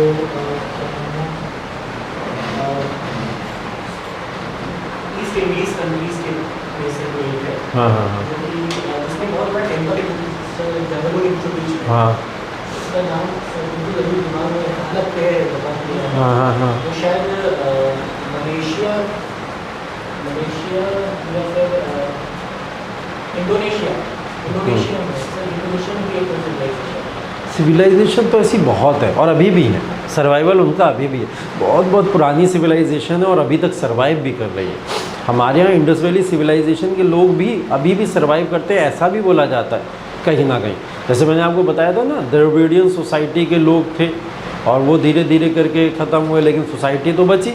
उन लोगों ने अपना रहन सहन बदल दिया, समाज के हिसाब से रहना सहना बदल दिया, लेकिन कहीं ना कहीं उन्हीं के वो लोग हैं, कहीं ना कहीं उन्हीं पीढ़ियों से चले आए लोग हैं। तो ऐसे कुछ लोग अभी हैं जिन्होंने उस सिविलाइजेशन के दौरान से ही अपना कल्चर वैसा ही अपनाया हुआ है। बहुत सारी ट्राइब्स हैं, जैसे आप इंडोनेशिया में भी बता रहे हो, ऐसी बहुत सारी ट्राइब्स दुनिया भर के अलग इलाकों में, सबसे ज़्यादा अफ्रीका में देखने को मिलती हैं ऐसी ट्राइब। अफ्रीका के हर एक इलाके के अंदर कोई ना कोई ट्राइब ऐसी मिल जाएगी जो कहीं ना कहीं आपको उस ज़माने की याद दिला देगी जो ज़माना हम लोग किताबों में पढ़ रहे हैं, वो सब चीज़ें। ऐसी बहुत सारे ट्राइब्स हैं, लेकिन यही नहीं याद हो रही हैं, और साइड ट्राइब को क्या करेंगे याद, है ना। यही याद हो जाए बड़ी बात है अभी तो जो चीज़ें याद हो जा रही वो अच्छा है फिलहाल, ठीक है। तो यही सब चीज़ें हैं इससे रिलेटेड, और बाकी तो कुछ चीज़ ऐसी और इम्पॉर्टेंट नहीं है। एक बहुत इम्पॉर्टेंट चीज़ याद आ रही थी जो बताना ज़रूरी थी, उससे कॉन्सेप्ट भी एक निकल आता।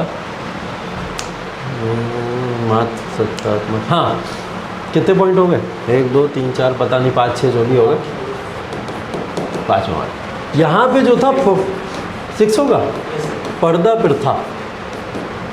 अब ये बड़ी अजीब सी चीज़ है। इंडस वैली सिविलाइजेशन में देखा गया कि वहाँ के लोग पर्दा प्रथा को फॉलो करते थे, ठीक है। मतलब पर्दा प्रथा समझ लो, ऐसा नहीं हिजाब लगा के घूम रहे हो, ठीक है। वो पर्दा प्रथा हो सकती थी, घूंघट आगे डाल लेना या कुछ इस तरीके की चीज़ें डाल लेना, वो भी पर्दा प्रथा होती है। तो पर्दा प्रथा को बेसिकली लोग उस समय में यूज़ करते थे, स्त्रियाँ यूज़ करती थी पर्दा प्रथा को। और हमने बोला मैट्रियार्कल सोसाइटी, और मैट्रियार्कल सोसाइटी और पर्दा प्रथा दोनों चीज़ें अगर हम एक साथ में बात करें तो कुछ आपस में जम नहीं रहा, है ना, नहीं जम रहा ना। एक तरफ पर्दा प्रथा की बात हो रही है कि पर्दा प्रथा भी वहाँ पे लोग माना करते थे, और एक तरफ ये भी बात हो रही है कि मैट्रियार्कल सोसाइटी थी, और मैट्रियार्कल सोसाइटी में फ्रीडम ऑफ विमेन होता है, महिलाओं को ज़्यादा स्वतंत्रता होती है और महिलाओं के ऊपर प्रेशर नहीं किया जाता ये करें या वो करें। तो फिर पर्दा प्रथा किस तरीके से प्रोमिनेंट वहाँ पे हो सकती है? हो सकता है मेल भी, हाँ, जैसे अरब हाँ, में मेल भी करते हैं, लेकिन यहाँ पर्टिकुलर महिलाओं की बात की जा रही है। हाँ, वो अरब में तो रेगिस्तान है, इलाका है, शायद गर्मी से बचने के लिए वहाँ पुरुष उसको यूज़ करते हैं, लेकिन हमारे यहाँ तो ऐसा कुछ नहीं था, तो पुरुष क्यों यूज़ करेंगे?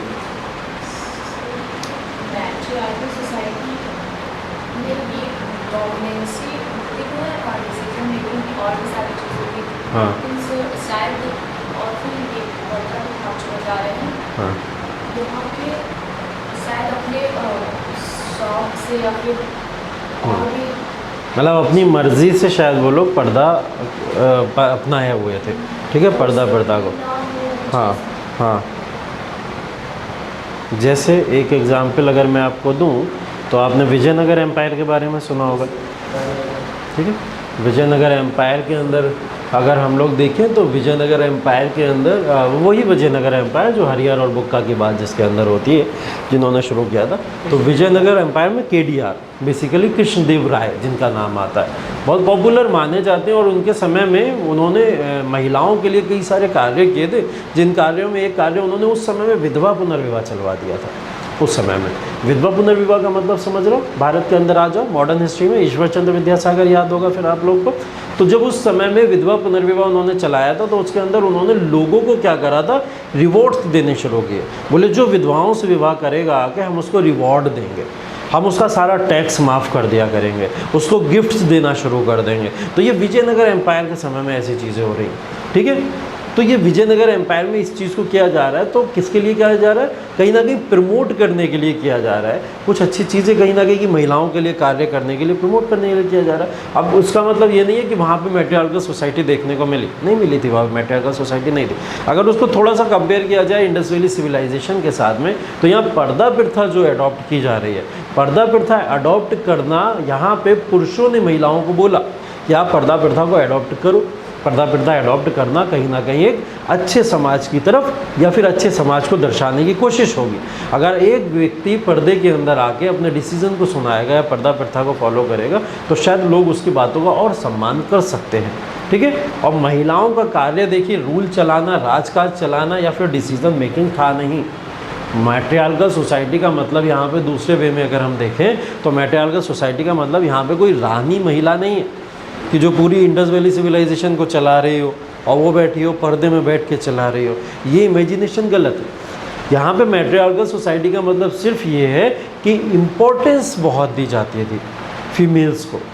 इसका मतलब ये नहीं कि वो रूल कर रही थी तभी मैट्रियार्कल सोसाइटी हो सकती है। मैट्रियार्कल सोसाइटी हमेशा ध्यान रखिए जहाँ पे महिलाओं की बातों को ज़्यादा वैल्यू दी जाए, तो वो ये सोसाइटी मैट्रियार्कल सोसाइटी हो जाती है। जब उनकी बातों को वैल्यू देने लगो, उनको आगे कुछ कार्यों में बढ़ाना शुरू कर दो आप, तो वो मैट्रियार्कल सोसाइटी हो जाती है। तो इस सोसाइटी के अंदर जो पर्दा प्रथा वाला सिस्टम है, वो पुरुषों ने महिलाओं को बोला और महिलाओं ने उसको अडॉप्ट किया। महिलाओं को क्योंकि परेशानी नहीं थी, क्योंकि उन्हें जाके किसी दरबार में नहीं बैठना है कि जाके अपने डिसीज़न सुनाने हैं, किसी को कुछ डिसीज़न बोलना है। उन्हें क्या करना था, वो तो अपना व्यवसाय या ट्रेड, मैंने बताया था, मटके वटके बनाने, घड़े बनाने में, इन सब चीज़ों में बिजी रहती थी, कुछ ऐसी चीज़ों में बिजी रहा करती थी। तो मैट्रियार्कल सोसाइटी या कहने का मतलब सिर्फ इतना है कि उस समय के लोग यहाँ पे महिलाओं को सम्मान दिया करते थे, पहली चीज़, इसलिए ये मैट्रियार्कल सोसाइटी है। और दूसरा बहुत बड़ा रीज़न कि हमने जितने भी डायग्राम्स देखे, स्टैचूज़ देखे, जितनी सील्स देखी, उन सारी सील्स के अंदर एक कॉमन फिगर ज़रूर देखने को मिला जो एक फीमेल का होता था। तो इस वजह से वो सोसाइटी को हमने मान लिया क्या होती थी, वो मैट्रियार्कल सोसाइटी होती थी। अब पर्दा प्रथा होने का मतलब ये बिल्कुल भी नहीं है कि पर्दा प्रथा होगी तो वो मैट्रियार्कल सोसाइटी नहीं हो सकती, ऐसा बिल्कुल नहीं। पर्दा प्रथा होते हुए भी कोई सोसाइटी मैट्रियार्कल सोसाइटी हो सकती है। दोनों चीज़ें किसी भी तरीके से एक दूसरे के साथ में कोलाइड नहीं करते, ठीक है। लेकिन कहीं ना कहीं दिखता है हमें ऐसा कि पर्दा प्रथा है तो वो मैट्रियार्कल कैसे होगा, मैट्रियार्कल है तो पर्दा प्रथा कैसे होगा, ऐसा बिल्कुल भी नहीं। दोनों चीज़ें अलग है, एकदम अलग है। तो इसको उस अलग तरीके से आप लोग समझ सकते हो। तो ये पूरी की पूरी इंडस वैली सिविलाइजेशन, यहाँ पे इस तरीके से इसके बारे में हमें पढ़ना था। इससे रिलेटेड भी कुछ PYQs आए हुए, कुछ प्रीवियस ईयर क्वेश्चंस आए हुए। अगेन फिर आप लोग 10 सालों के क्वेश्चन एक बार ज़रूर देखेंगे जाके, तो 10 सालों के क्वेश्चंस में आप लोग देखोगे कि कैसे कैसे क्वेश्चन इससे रिलेटेड अभी तक पूछे गए, ठीक है, जो कि हम लोग ने कल अप्रॉक्स कर ही लिए थे, देख ही लिए थे। उससे भी पीछे के 4-5 साल के एक बार आप लोग और देख लेना तो पता चल जाएगा। अगर इसके डिस्ट्रक्शन की बात करें कि ये समाप्त कैसे होगी सोसाइटी पूरी, तो डिस्ट्रक्शन इसका बस और देख लेते हैं, उसके बाद ये टॉपिक ख़त्म हो जाएगा। मतलब इसका अंत कैसे हो गया, विनाश कैसे हो गया, उस विनाश में एक रीज़न तो दिया जाता है क्लाइमेट चेंज। ठीक है, एक रीज़न तो दिया जाता है क्लाइमेट चेंज। ठीक, क्लाइमेट चेंज के बाद में दूसरा रीज़न यहाँ पे दिया जाता है अटैक्स या अटैक ऑफ आर्यंस। ठीक है, दूसरा रीज़न क्या दिया जाता है, अटैक ऑफ आर्यंस। ठीक, क्लाइमेट चेंज में पर्टिकुलर क्या चीज़ आ सकती है, अगर मैं क्लाइमेट चेंज लिख रहा हूँ, फ्लड हो सकता है, और हाँ ड्राफ्ट भी हो सकता है, और अर्थक्वेक भी हो सकता है, एकदम ये सारी चीज़ें लगभग इसी के अंदर आ जाएंगी। मतलब बेसिकली कोई भी नेचुरल कैलामिटी अगर आई होगी, वो नेचुरल कैलामिटी क्या होगा, एक क्लाइमेट चेंज का पार्ट हुआ होगा। ठीक है, दूसरी चीज़ क्या होगी, अटैक्स ऑफ आर्यंस। आर्यंस ने अटैक कर दिया, वैदिक सिविलाइजेशन शुरू कर दिया उसके बाद में आगे, तो इस वजह से यहाँ से चले गए। और क्या हो सकता है, और कोई कारण हो सकता है, आपस में एक दूसरे को काट खा के मार गए हो, ऐसा वाला कुछ। हाँ, इतनी सिविलाइज लग रही है हमको, उसके बाद में भी ऐसा कैसे हो गया होगा। सर ये ऐसा तो नहीं है रेडिकल ग्रुप्स क्रिएट हो गए हैं जो कि पावर कंट्रोल करने के लिए? बहुत आगे जा रहे हो, अभी मत जाओ इतना नहीं सोचना। अभी रेडिकल ग्रुप्स वगैरह जो है वो इंडस वैली सिविलाइजेशन की पता ऐसी इमेज ही नहीं है। अगर हम लोग सोचेंगे भी 100 बार तब भी वो रेडिकल्स नहीं आएगा दिमाग के अंदर, शायद नहीं, ऐसा नहीं हो सकता। शायद शांति से रहने वाले लोग थे और अपनी शांति से रह रहे थे, कहीं ना कहीं शायद नेचुरल कैलामिटी आई होगी, अटैक ऑफ आर्यंस हुआ होगा, या फिर एक चीज़ आप कह सकते हो कि किसी भी तरीके की कोई एपिडेमिक आ गया होगा।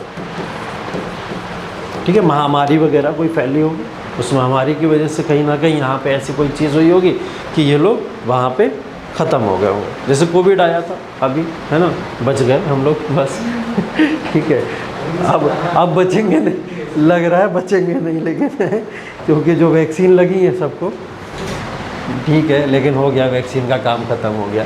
कुछ शायद टाइम पीरियड था ना कि इतने टाइम पीरियड असर नहीं करेगी, अगर तो आप बच जाओगे शायद, कुछ 1700 दिन वगैरह थे आई थिंक, ऐसा कुछ सुना था मैंने ज़्यादा पढ़ा नहीं, क्योंकि ज़्यादा पढ़ूंगा तो ज़्यादा सोचूंगा, इसलिए पढ़ने का कोई फ़ायदा मतलब है नहीं, तो इसके बारे में इसलिए मैंने पढ़ा भी नहीं। और हाँ हाँ हाँ, बताओ बताओ। अभी एक KGMU के डॉक्टर हैं, हाँ हाँ उनका इंटरव्यू टाइप का आ रहा था, छोटा सा इंटरव्यू तो 2-3 मिनट का, हाँ, यही कहा था हाँ कि बहुत खराब चीज़ है जो फुल बॉडी चेकअप को करवा रहा है, हाँ आप मत करवाइए, क्योंकि हर इंसान का कुछ ना कुछ मैग्नीशियम हाँ डाउन है, हाँ हाँ हाँ बिल्कुल। और उन्होंने ये भी कहा कोविड हाँ, वैक्सीन का हाँ, अगर इम्पैक्ट सही मायने में होने वाला है, हाँ, वो साइकोलॉजिकल होने वाला है, बिल्कुल सही बात है। फिजियोलॉजिकल नहीं होगा। एकदम। बिल्कुल इस चीज़ को दिमाग से निकाल कर ऐसा कुछ भी करेगा और चांसेस है कि इंसान गेम रहेगा। बिल्कुल। वो पता है हो क्या रहा है, अभी अचानक से डेथ बढ़ क्यों गई, आप सुन रहे हो ना, इस समय में अचानक से हार्ट अटैक्स आ रहे हैं, कुछ ऐसी प्रॉब्लम्स हो जा रही, और अब जो हार्ट अटैक आ रहा है वो ज़्यादा एज वालों को आ रहा है। अभी बीच में हम लोग ने एक ट्रेंड देखा था कि वो जो जिम वाले लड़के थे खास करके, उनको वो अटैक्स आ रहे थे, क्योंकि वो शायद प्रोटीन कुछ कंज्यूम ऐसे कर रहे थे जिसकी वजह से ऐसा हो रहा था। अभी एकदम से फिर ट्रेंड बदला, अब क्या हो रहा है कि कुछ 60 साल 65 साल 55 साल के लोगों को हार्ट अटैक आ रहा है। ऐसा क्यों हो रहा है, क्योंकि उन्होंने लगवाई है वैक्सीन। और लोग क्या कह रहे हैं कि वैक्सीन से हार्ट अटैक आ रहा है, नहीं, वो वैक्सीन लगवाने के बाद अब बैठ के सोच रहे हैं यार वैक्सीन तो मैंने भी लगवाई थी, मतलब वैक्सीन का असर हो रहा होगा मेरे ऊपर, मैं भी नहीं बचूंगा। उन्हें पता नहीं है क्या क्या चीज़ें हैं एग्जैक्ट, वो पढ़े भी नहीं, अब वो इतना सोच ले रहे हैं जिसकी वजह से ऐसा हो रहा है। अभी हमारे एक फ्रेंड थे, उनके फादर के साथ में एग्जैक्ट हुआ, और वो अच्छा खासा व्यायाम वगैरह सुबह उठ के करते हैं, और करने के बाद में अच्छा खासा सब कुछ, वकील आदमी, टहला वहला भागा दौड़ी रहती है उनकी, अच्छे खासे फिट थे उस एज में भी, जाके 65 के अप्रॉक्स एज थी, और उस एज में भी अचानक से उनको हार्ट अटैक आया। सब कुछ कर आके बैठे थे, एक्सरसाइज वगैरह कर आके, शायद पता नहीं क्या हुआ, अचानक से हार्ट अटैक आया, और पता चला जब उससे बात हुई, वो 2 दिन से वैक्सीन पे चर्चा हो रही थी घर के अंदर। तो ये सोच रहे हैं लोग, और सोचने के बाद में क्या हो रहा है, ये इम्पैक्ट हो जा रहा है किसी न किसी तरीके से, ऐसी चीज़ें हो रही हैं। हाँ सर, एक रिसर्च हुई, हाँ तो उसमें क्या नाम है, 2 चीज़ें सामने आई कि इंडियंस का हाँ। स्पेशली जो साउथ एशियन हाँ हाँ उनमें सॉल्ट इंटेक जो नॉर्मल सॉल्ट की हाँ। रिक्वायरमेंट है उससे लगभग 10 to 20 टाइम्स ज़्यादा बहुत है। बहुत this is the major cause of बिल्कुल सही बात है, बिल्कुल सही बात। सेकंड थिंग वाज कि after covid actually during the कोविड-19 period people were used to do work from home and because of this lifestyle their body was get habitual indoor activity but when suddenly they went to gym the youngster their body could not survive like that वो body pump कर जाती है ना फिर एकदम से अचानक से, और वो पंपिंग जो होती है ब्लड संभाल नहीं पा रहा है फिर अचानक से इतनी तेज़ वाला। अब आप नॉर्मल मशीनरी देख लो ना, कोई भी मशीनरी देख लो, एसी फट जा रहा है, सुनने में आ रहा है ऐसा न्यूज़ कितनी सारी सुन ली होगी तुम लोग ने कि वो चलते चलते चलते चलते एसी में आग लगी फट गया। वायर देख रहे हैं हम लोग, थोड़ा सा लोड पड़ रहा है वायर उड़ जा रहा है, बॉडी को कितना लोड दे रहे हैं हम लोग और हम लोग समझ नहीं रहे हैं इस बात को। तो होगा क्या, वही चीज़ है जैसे आपने बोला ना, हम सॉल्ट बहुत कंज्यूम कर रहे हैं, बहुत ही ज़्यादा कंज्यूम है एक्चुअल में कर रहे हैं। इवन हमारे साइड में वेस्टर्न इलाके के अंदर तो चाय तक में नमक डाल के पिया जाता है, वो तक होता है, तो चाय में तक नमक डाल रहे हैं। और यहाँ फिर भी ठीक है, चावलों में बचा ले रहे हैं, चाय में बचा ले रहे हैं, इन सब चीज़ों में नमक नहीं है। वहाँ तो हर चीज़ में सॉल्ट है, हर चीज़ में। और करें गांधी जी सॉल्ट सत्याग्रह, यही होगा फिर, है ना, नमक के लिए क्या क्या कर डाला है। खैर ठीक है। और दूसरी चीज़ ये होती है ना, मुझे जो लगता है अपनी हेल्थ के ऊपर इंसान को उतना ही काम करना चाहिए जितना ज़रूरी हो, है ना। ओवर एम्फेसाइज भी नहीं करना चाहिए बहुत ज़्यादा, नॉर्मल लेना चाहिए। लाइफ अपने हाथ की चीज़ होती नहीं है, हम उसको अपने हाथ से कंट्रोल भी नहीं कर सकते, बस उतना कर सकते हैं कि जितना हम कर पाए, उससे ज़्यादा उसके ऊपर एफर्ट्स डालने भी नहीं चाहिए। और अगर हम आसानी से उन सब चीज़ों को संभाल पा रहे हैं तो आसानी से संभालना चाहिए। एक अपना नॉर्मल लाइफ स्टाइल होना चाहिए, उसको जीते रहना चाहिए, और उसके बाद में जब कभी ज़रूरी लगे, जैसे कुछ मेडिसिन हो गया या कुछ भी हो गया, उसको कंज्यूम करते रहना चाहिए। ये नहीं सोचना चाहिए कि ऐसा नहीं करूँगा तो ये हो जाएगा, वैसा नहीं करूँगा तो ये हो जाएगा। प्रेशर की वजह से ही जाता है, दिमाग उड़ता है ना। लड़कियाँ नहीं सोचती हैं सब ज़्यादा, है ना, नहीं सोचती, लड़के बहुत सोचते हैं सब। रहता बहुत दिमाग, तुमसे ज़्यादा दिमाग है लड़कियों में, ठीक है, और लेकिन सोचती नहीं है ज़्यादा। सोचती क्यों नहीं है ज़्यादा? ये सब चीज़ें इसलिए नहीं सोचती हैं वो, और इसके पीछे पता है डेटा भी आया हुआ है। डेटा ये आया, ज़्यादातर हार्ट अटैक की समस्या से जो जूझ रहे हैं वो मेल होते हैं, ठीक है, मतलब ज़्यादातर क्या, सभी अप्रॉक्स बोला जाता है ऐसा, ठीक है। अब वो क्या है, उनका कहीं ना कहीं नेचुरल फॉर्मेशन ऐसा है, मेल का नेचुरल फॉर्मेशन है, इमोशनली वीक होते बहुत ज़्यादा, बट वो शो नहीं करते, वो होते हैं वैसे ही। और उसकी वजह से क्या होता है, वो अंदर ही अंदर इतना ज़्यादा प्रेशर लेते हैं, इतना प्रेशर लेते हैं कि वो अंदर ही फट जाते हैं, ठीक है। औरतें बाहर फटती हैं। जैसे ये सुसाइड के केस में हाँ। अटेम्प्ट फीमेल ज़्यादा करती है, हाँ। मेल ज़्यादा करते हैं। हाँ, ये भी है, ये भी सही बात है। लड़कियां बहुत चालाकी से अटैम्प्ट करती हैं ना, उन्हें पता बचना कैसे, अगर करा भी हो तो बचना कैसे। देख लें बाहर झाँक के कोई है, अच्छा अब अटैम्प्ट करते हैं, ठीक है। तब वो अटैम्प्ट करती है। हाँ इसका एक और रीज़न भी है, हाँ और ये बहुत बड़ा इवोल्यूशनरी रीज़न भी है। हाँ हाँ हाँ जैसे फीमेल माइंड जो डेवलप हुआ है और मेल माइंड जो डेवलप हुआ है, फीमेल माइंड से एक्चुअली सर सेटिस्फाइड माइंड होता है, मतलब बहुत ज़्यादा उसकी डिमांड नहीं होती, मतलब एक उनका एक बाउंड्री है। जैसे हम हर किसी की एक्सेप्शन इज एवरीथिंग, मगर मेजॉरिटी में ये देखते हैं कि फीमेल्स के पास कुछ पॉइंट्स होते हैं, अगर वो उनके पास होगी वो सेटिस्फाइड है, वो उसके बाहर भागने की कोशिश नहीं करते हैं। बट मेल से साथ ये थोड़ा सा उल्टा लग रहा है मुझे, क्योंकि आज तक हम लोग ने ऐसा कुछ सुना नहीं कि महिला कभी सेटिस्फाई हो गई हो किसी डिमांड से, तो उसकी तो बढ़ती जाती है कि नहीं अभी और, इसमें बस इतना अभी और, ये वाला एक से डिमांड होती है। नहीं सर, हमें एक चीज़ देखनी है कि एक होती है कि हमारी ज़रूरतें, एक होती है एक्चुअल ख्वाहिशात, एक होती है थोपी की ख्वाहिशात समाज में। मेल्स के साथ प्रॉब्लम ये है कि हम थोपी की ख्वाहिशात को पूरी करने में ज़्यादा जाते हैं। हाँ एग्जैक्टली, ये अच्छा पर ये बिल्कुल। और औरतें जो वो थोपी हुई लेती नहीं, अरे जाओ मैं, हमें कोई मतलब नहीं, वो वाला है। हाँ नहीं ठीक है, ये वाला पॉइंट अच्छा है, ये बिल्कुल सही है। वो थोपी हुई पता है, मर्द अपने ऊपर प्रेशर बहुत ले लेता है उन चीज़ों का कि मुझे ये भी संभालना, वो संभाल, अच्छा उसने ऐसा कहा है तो ये फिर मेरी कहीं ना कहीं सेल्फ जो पूरी की पूरी रिस्पेक्ट है उसकी धज्जियाँ उड़ा देगा। तो ये सब बहुत ले लेते हैं वो अपने ऊपर, उन्हें हर जगह संभालना होता है, हर चीज़ को संभालना होता है। औरतें नहीं सोचती इतना, हैं? हाँ नहीं आएंगे ये जब तक औरत है, जब तक पुरुष है, ये चेंजेस आ ही नहीं सकते। वो रहेगी, हमेशा रहेगी। हाँ रहेगी, चेंजेस इसमें नहीं आ सकते, ये नेचुरल है, इसमें ला भी नहीं सकते। अगर हम चाहेंगे भी तब भी नहीं आएगा, और मेरे ख्याल से लाना भी नहीं चाहिए। ठीक है, जो जहाँ है एकदम परफेक्ट है, हर कोई जो भी जैसा है वो एकदम परफेक्ट है, क्योंकि नेचर ने बनाया जिसको जिस हिसाब से वो वैसे ही तो रहेगा। उसके अंदर वो क्वालिटीज़ तो कहीं ना कहीं आएंगे। मेल अलग है, उसके पूरी की पूरी स्पेसिफिकेशन ही अलग है, उसको सोचना ही अलग है। वो अगर महिलाओं की तरह हो जाएगा तो फिर सारी की सारी चीज़ें समझ चलेगा कैसे। दोनों में डिफरेंसेस होने चाहिए, एकदम होने चाहिए। और दो डिफरेंट माइंड ही होते हैं जो साथ में जब मिलते हैं तो कुछ अलग करते हैं, वो होता है। इसीलिए नेचर ने बहुत पहले सोचा था, और नेचर ने ये सोच के ऐसा कुछ क्रिएट किया है ना, तो होता है। अच्छा है फिलहाल, ठीक है, फिलहाल टाइम हो गया हम लोग का बातों बातों में। इंडस वैली सिविलाइजेशन देखिए यहीं तक था, ये पूरा ख़त्म हो गया।